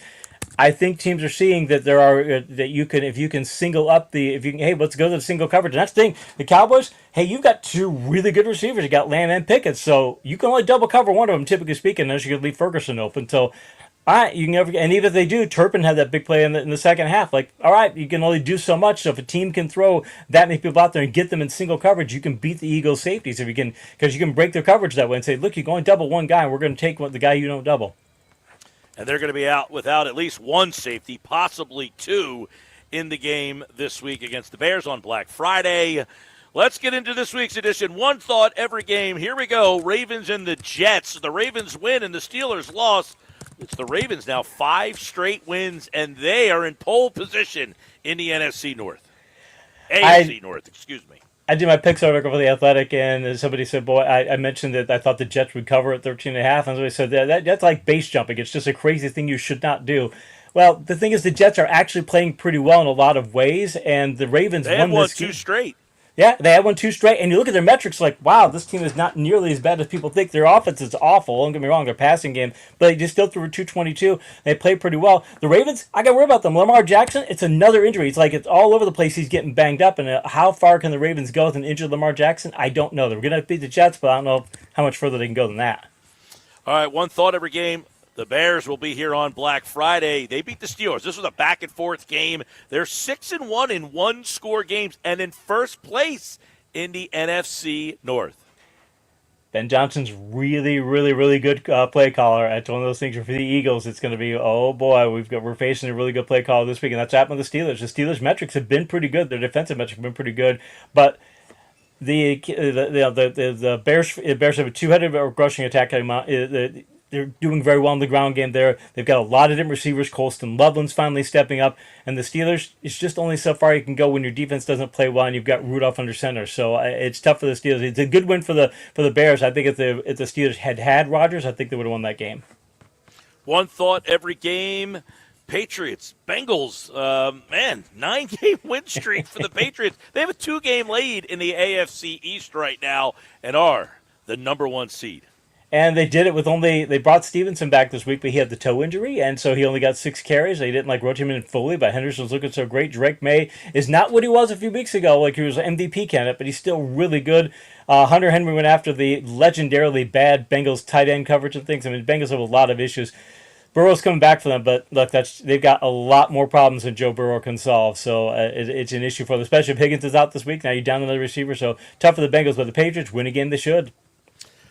9 in a row for the Pats, and they're going to go to the playoffs. That seems to be apparent. New England will be back in something they haven't done for the last couple of seasons. One thought every game, Lions in overtime against the Giants. Everybody said to stop and say, I can't believe – I watched most of this game was on locally here. Lions, first win of the season. They were down double digits in this game. They were 0-4. They come back. They needed, though, to beat the Giants team that Jameis Winston's given them a little life. Winston's a guy who he can do that for you. He's a great backup quarterback if you only need a guy for a couple, 3 games. Okay, he can come in there and he can just be as aggressive as can be. Eventually, the teams will adjust to it and go, okay, he's going to throw a lot of picks, and he will. He threw one this game, and that's just who he is. He throws a lot of interceptions, and you can take what you get. The Lions don't usually do as well in shootout games you'd think they do. That's a funny thing. Like, this was one of those, and they had a lot of coverage issues, but Jahmyr Gibbs, holy Toledo. I mean, 55.5 points in fantasy, 219 on the ground. It'd be just a fantastic game. But you can't rely on that all the time. Lions had to play better a lot of ways because they got a win they should not have had. Right, and, it's funny. You look at that offense and the way they played with Gibbs, and you say, man, Philadelphia shut that offense down. It kind of tells you what the Eagles' defense could do from time to time. They also shut down the Packers, who won 23-6 against the Vikings. J.J. McCarthy, all sorts of problems, helped snap the 2-game losing streak for Green Bay. He's getting that whole thing of our Michigan quarterbacks just can't play well in the NFL. They did that before Brady. It's like you never have much success. Harbaugh being an exception too, but just looks. And now he's injured. It's terrible. And you see what happened to the Vikings. You think the Vikings would like Sam Darnold back? I think they would. With what Seattle's doing, I think they'd definitely like to have that because Jefferson's. They have no passing game whatsoever. Got to get the Packers credit though. Wilson stepping in for Josh Jacobs looked really good, and Josh Jacobs is probably back. But if not, they've got a guy who could be a bell cow back and play pretty well. So good depth for the Packers. One thought every game. Chiefs saved their season. They saved Thanksgiving as well. They gave us a game that's going to mean a lot more now. That's almost an elimination game on Thursday, Chiefs and Cowboys. But they beat the Colts, and they were down 20-7. This game looked like it was over. First win this season in a one-score game. They were 0-5. They were 12-0 last year in such games. But they needed this one. 6-5. They stay alive. They do, and what's the funny thing is wasn't really talked about much in this game. At least I haven't seen much discussion on it. Jonathan Taylor, 16 carries, 58 yards. I mean, look, Spagnuolo, if he wants to close down the running game, he can. And he basically said, look, we're taking Taylor out of the game. Can you beat us? And mind you, the Colts had solid receivers, but the Chiefs had solid people in coverage, and the Colts just couldn't quite get enough done over the long haul. And the Chiefs' offense finally getting some things moving and things. I mean, Mahomes for 352. They're not a great offense, but Hunt played well, and Mahomes is playing better, and they're getting some good things. I think the Chiefs can play even better than what they did, but to beat the Colts like they did, I guess that saved their season. One thought every game. Let's go to Seahawks-Titans. This game was closer than it needed to be. 12-2 on the road against under Mike McCarthy, best in the NFL since 2024. 30-24. You got to get the wins however you can, but this one didn't need to be this close against a terrible Titans team. Titans are terrible, and it's what did you used to say? If you have a road team going to Tennessee, like you'd always take – yeah. Because it's just a tough place to play. It's like Jacksonville. Nobody wants to. I haven't seen anybody to be there. People want to be there. I don't want to be in Jacksonville again. I hate that city. But Tennessee is a tough place to play. It's just not a place where people just and the Tennessee Titans are so bad that you're not going to take them seriously. Having said that, if the Seahawks are in that situation, tough place to play. All across the country, 1 o'clock kickoff, tough for them, all those negatives, and they still find a way to get a win. It says something for McDonald. McDonald's a really good coach. I mean, he should be a strong coach of the year candidate right now. Vrabel probably gets it, things keep going, but McDonald is that good. He's going to be a good coach for a long time.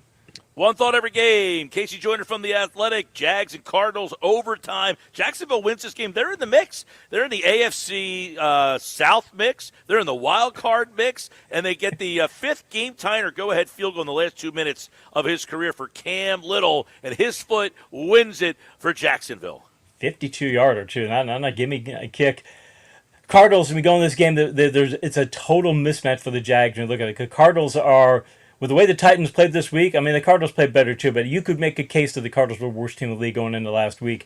And for them to do what they do, and it says a lot for Jacoby Brissett, but also Trevor Lawrence throwing 3 picks. But you think of the Jags, you're on the road against Arizona, your quarterback throws 3 picks, and you still find a way to win. That speaks well for your coach too. Cohen's doing a good job up there.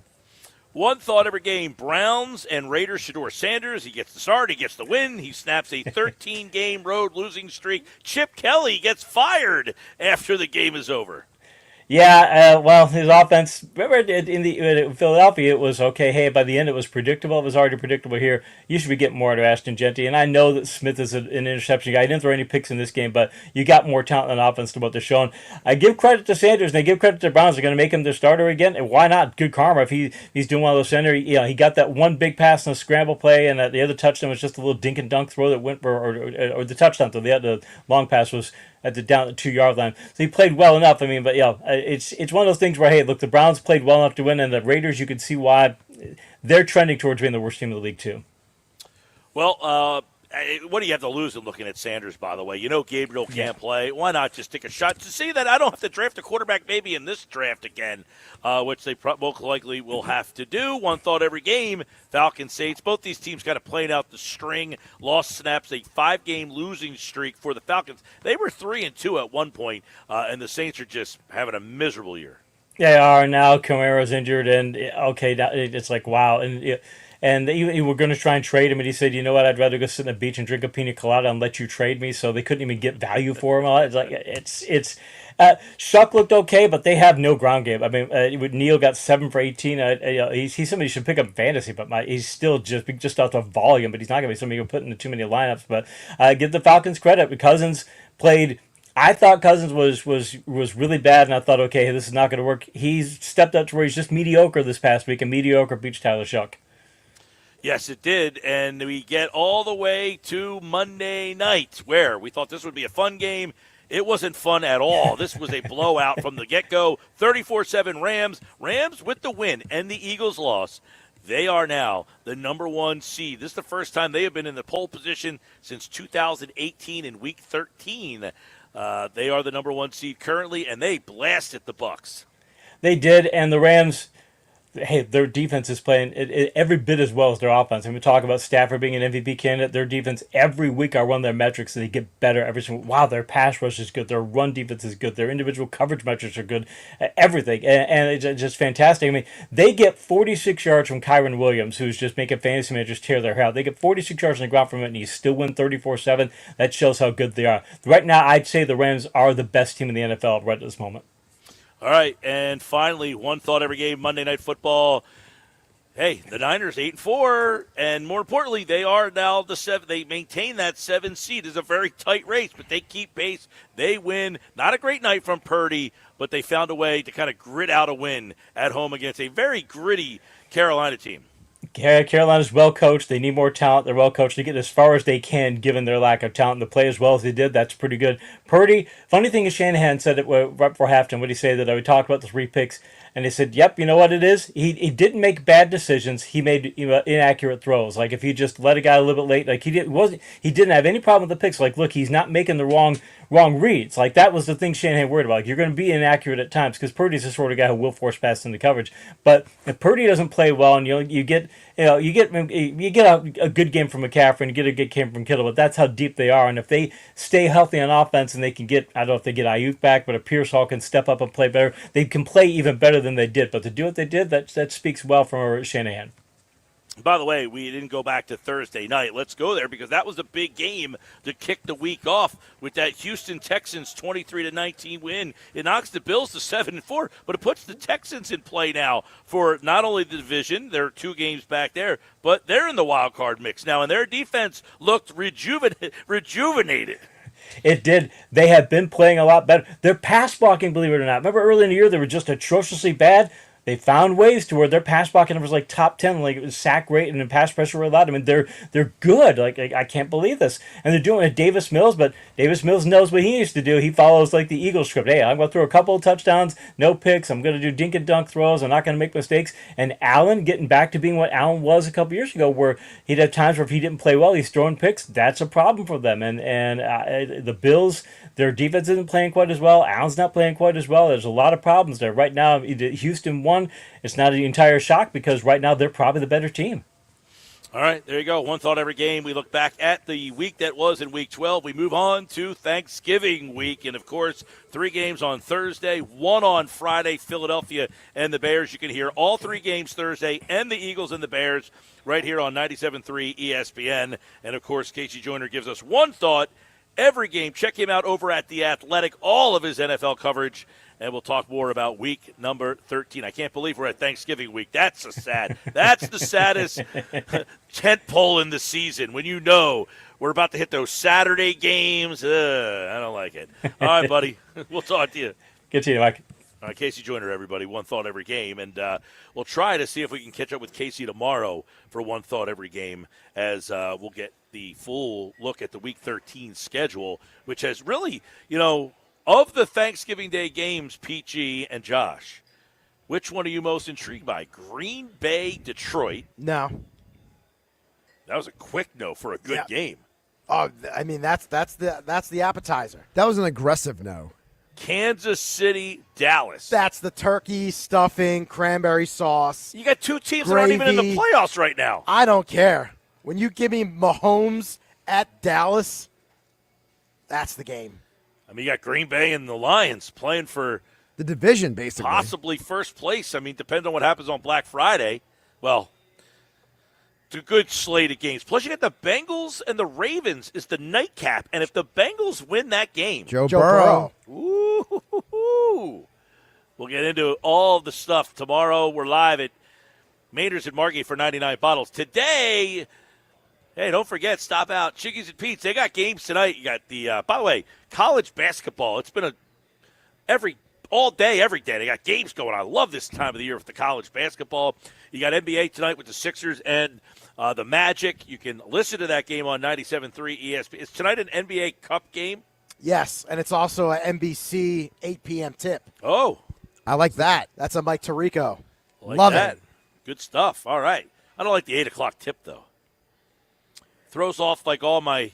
Yeah, it's going to throw you off for sure. All my watching, all my shows. Now the West, they do that coast to coast.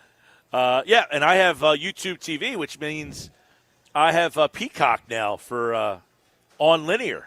Because the night game is 11 p.m. Eastern, Clippers-Lakers. Yeah, but now they recreated that NBC Sports Network, which is basically whatever's on Peacock goes onto that now. So you get those. You don't need Peacock to watch those games. That's nice. If you have YouTube TV. Only if you have. See, last week YouTube TV was the worst. Now I love it again. See how that works? Yeah, it's like a dysfunctional relationship. I held out, and it was one. And you know what's funny? Fubo, which was the one that I went to, they lost NBC channels. So I would have lost NBC Sports Philadelphia if I would have made that move. And let Kevin Patullo drop 40 on the Bears on Friday, and he's a great coach now. Oh, yeah. All right, we're back with more Sports Bash, 97.3 ESPN.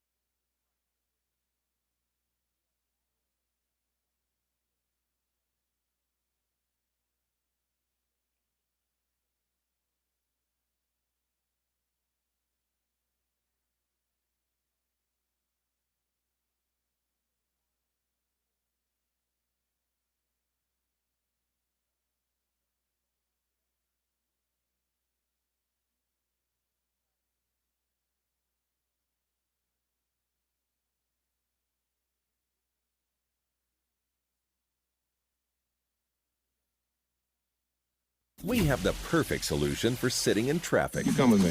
The Sports Bash with Mike Gill on 97.3 ESPN and the 97.3 ESPN free mobile app. All right, got about half hour left to go in the show. Let's have some fun. Text board's open, 609-403-0973. Don't forget tomorrow, we're back out on the road at Maynard's at Margate, 9306 Amherst Avenue. Check us out there today. Chickies and Pete's, Atlantic City, and Thanksgiving holiday is coming up. Check out all the games right here at Chickies and Pete's. Black Friday. Eagles, Bears, 3 o'clock on Black Friday. This place is going to be jumping, I would imagine. Now, is Black Friday a holiday? Yes. I say yes. You say yes. Yep. Why? It's basically just an extension of Thanksgiving. Thanksgiving is really a 2-day holiday. Yeah. Black Friday falls into that. So you're saying it's like Christmas Eve and Christmas Right. Day? Yep. It's a good comparison. I'm pretty sure the federal workers or state workers have to work that day. They do. Yes. Well, the schools are off, so all the teachers, they get Well, that this is fun. like the fall break. I thought the teachers get veg with the fall break. Yeah, but this is like, An extension of the fall break? Yeah. We're just creating extensions everywhere.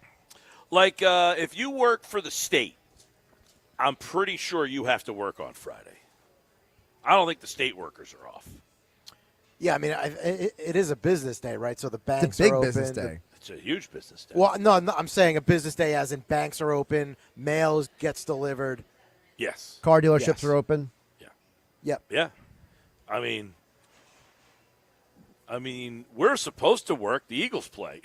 But, if the Eagles didn't play, we generally work that day. But the Eagles happen to be on, so they're preempting us that day. Josh is doing the 12-2 that day, but that's out of the kindness of his heart. That's kindness of my heart. Yeah, I'll be down at the Winter Village in Seattle, 12-2, leading up to the Eagles pregame show. We'll be live at the Winter Village on JFK Boulevard, Excursion Park, right next to the promenade. I actually learned today we'll be on the stage, Mike. So wow, they're going to be putting us on the stage with the stage speakers. So people will be hearing me whether they want to like it or not. Yeah, I mean, we had I don't remember how this came up a while back. We had a little text exchange about this, and one of my buddies was saying that Black Friday is a holiday. I said, well, it's not a holiday. I mean, it's just a reason to go out shopping. It's not really a holiday. I mean, back in the day, it used to be the day you would wait out in front of Walmart and fight with people for gifts. Yeah. It's like really the kickoff of the Christmas season is what it is. Yeah, now, a lot of companies, private companies, whatever, they will give Black Friday off as a company holiday.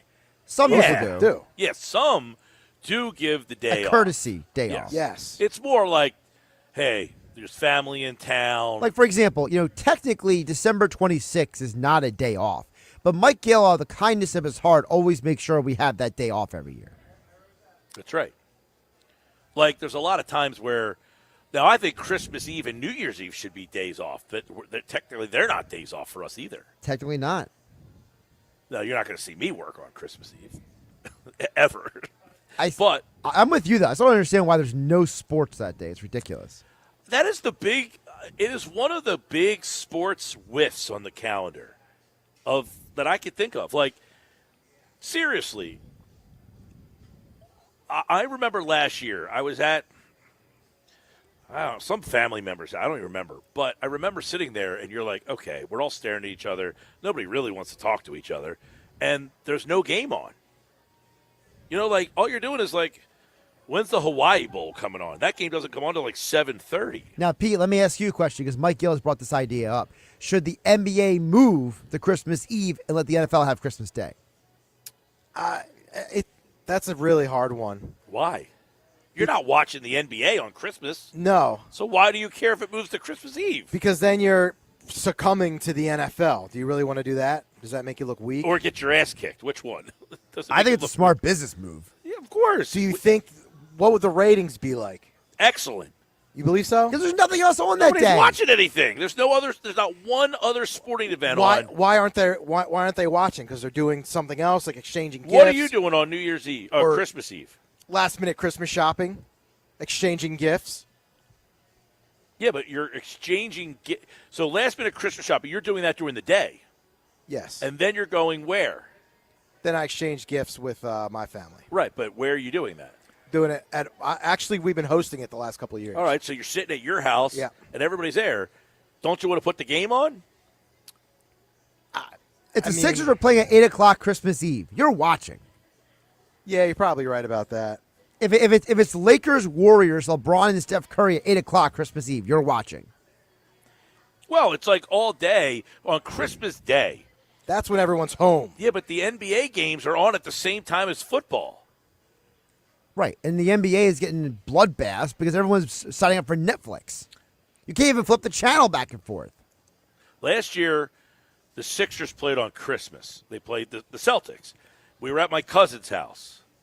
My cousin has a real small TV in his kitchen. It's probably like a 23, like a small little That's a kitchen throwback. TV. Right. Tiny TV in the kitchen. Yeah. And he has Is like your a cousin- 90-inch TV in the other room. Is your cousin my grandmother? I'm just double checking. Well, you have to have a TV in the kitchen. Have to? I'm not adverse to it. I mean, I don't have one currently, but You could use one, couldn't you? I use my phone. I mean, my kitchen that's is not a good answer. My kitchen and my living So room then are you kind could of the use same one. thing. So Laptop. Well, then you could use one. You wouldn't be using your phone if you had a TV in the kitchen. I don't really have a place in my kitchen to put one. You ever been in my house? No. Really? Mike's got a point. He doesn't really have a spot. Yeah, my kitchen doesn't have like a place for They it. do make TVs that like flip down from the cabinets. You know, you just hide them under the cabinet. And you Now we're getting bougie. down. Anyway, so I was watching the Sixers game. So I'm in the kitchen huddled around a 22-inch or whatever television, and then they got like a 90-inch television watching the football game. But most people are not watching the NBA games if there's a football game on. The only reason I was is because it was the Sixers game. If the NBA played – now, I don't think they could play games all day long like they do now, like at noon. I don't think they could do that. But if they maybe started around 4 and just kind of – but that goes back to people aren't always off on Christmas Eve. Correct. That's what I'm saying. If you maybe made a slate where it was 4, 8, that kind of thing. Yeah, you could do a doubleheader, though. You could do like a 7 and a 10, or like they're doing now on Peacock with an 8 and an 11. You could do that. What about a 5 and an 8? Either way, I mean, whatever way you want to stagger. I think the NBA should do 2 games on Christmas Eve, and then the NFL can have its, big day on Christmas. And now, Pete, you're saying, well, the NBA doesn't want to concede. Well, it's either that or nobody's watching you. So we own the day. It's hard because the NBA owned that day for so long. They did. So many years, decades. And the NFL said, hold my beer. And then the NFL said, hold my beer. Here's Baltimore playing Cleveland. This guy shooting free throws right now is the worst free throw shooter I've ever seen. Did you just see that shot? No. It was horrendous. Which game are you watching? Syracuse, Kansas. Oh, I got the It's a 10-point Seton Hall game. USC game in here. Watch this guy shoot. What are you doing, dude? What is that? He made it. He made Oh, it. my God. That Chick-fil-A will have to wait. Dude, that was like an that was like a two-handed set shot from his chest, and he just like threw it up in the air. I mean, what? But the one before that, he hit the side of the backboard. It didn't even hit the rim. I'd like to know where the coaches are in that. Jeez. Coaching that up. Unbelievable. So, that was like Thanksgiving. You get the 3 football games, so you're equipped the whole day. You bang, bang, bang. They got that all in, and then now they got this Black Friday game. Now, do you like the Black Friday game that your team is playing in? No. Because I need that Sunday, that Thanksgiving weekend Sunday game.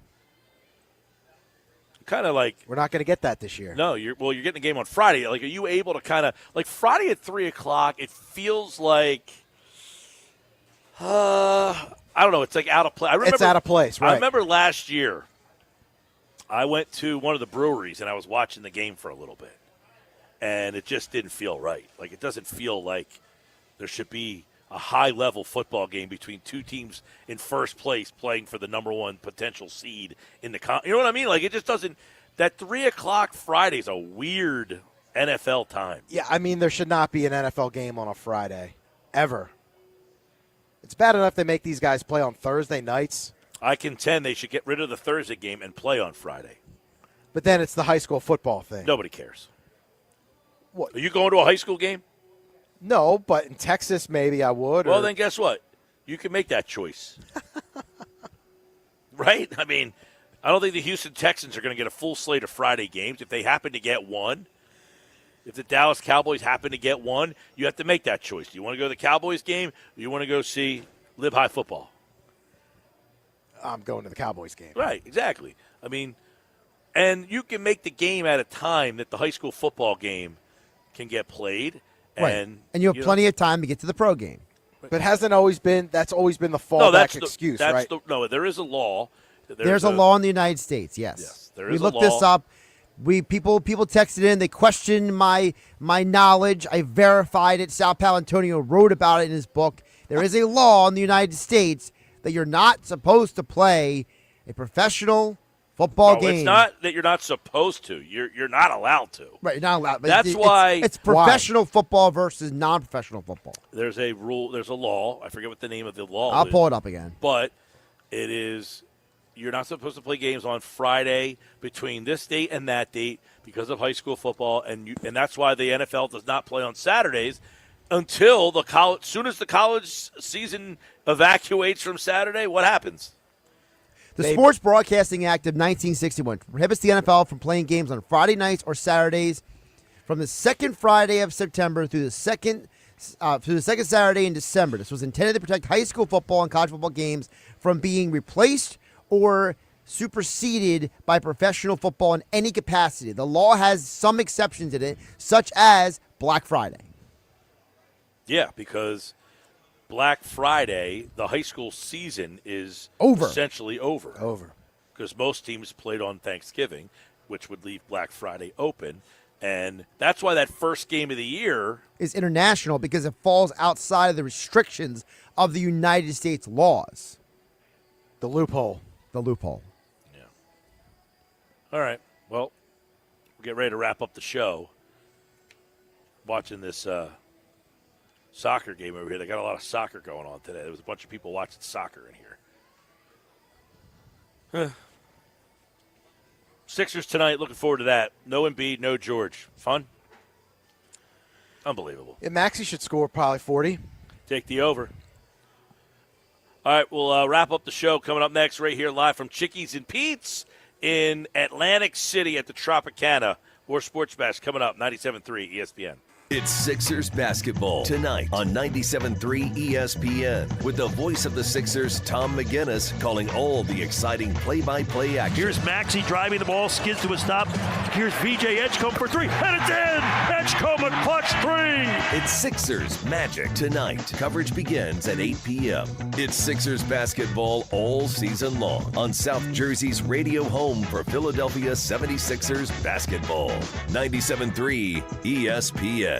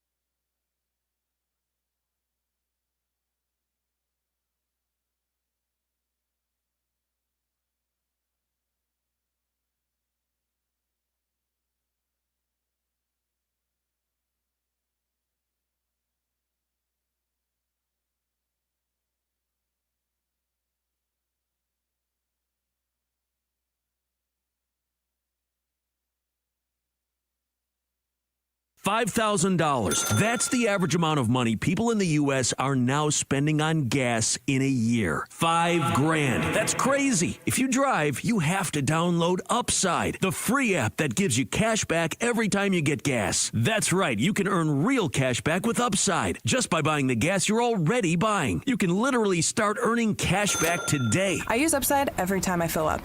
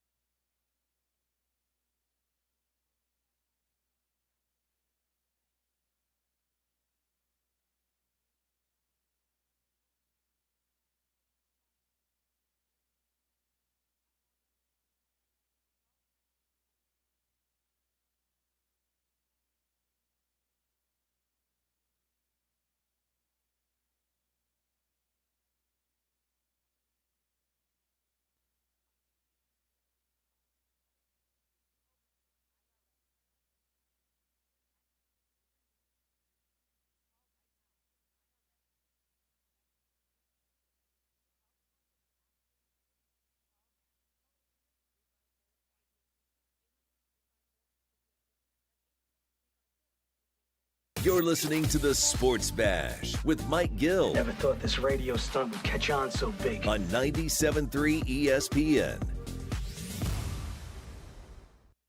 Live today from Chickies and Pete's in Atlantic City. Now, I would just confirming they are open on Thanksgiving Day. They open at 1:30, and from what I'm told, it will be packed in here. Wow. That's what they just told me. I said, are you open Thanksgiving? She said, yeah. I said, what time? She said 1:30, and it's going to be packed. So good for them. If yeah. you're looking for a place to watch the football games and you want a little atmosphere, Chickies and Pete's opens at 1:30 on Thanksgiving morning. Sixers tonight right here on 97.3 ESPN. There will be no Joel Embiid and no Paul George tonight for the Sixers. For Embiid, 8 straight games he has not played. 7 because of this right knee issue. And now, according to reports, Paul George, the reason he is out tonight has nothing to do with the knee. Apparently, it's his ankle. So he comes back, plays 2 or 3 games, and now has a sore ankle. Sprained ankle. By the way, also out tonight is VJ Edgecombe, Kelly Oubre, and Adem Bona. Maxey is upgraded to probable. He better play. Yeah, he is playing tonight. Yeah, Maxey is probable. He will. You know, Embiid was questionable this morning, so I guess there was some hope that he could play. Nick Nurse said the other day he's day to day. He's getting close. Apparently, he practiced yesterday. Embiid. So that's why some people thought maybe he could play tonight, but he is out tonight for the 8th straight game. We talked more about this on our podcast, Trust the Mics. You can check that out on YouTube and on the X platform about Embiid and the way that maybe the Sixers should be handling this. Don't forget, Coming up tonight, it's Sixers basketball on 97.3 ESPN. It's the Sixers and the Magic. And, of course, we're back tomorrow for the 99 Bottles Show, live at Maynard's at Margate. Looking forward to it, everybody. We'll see you tomorrow.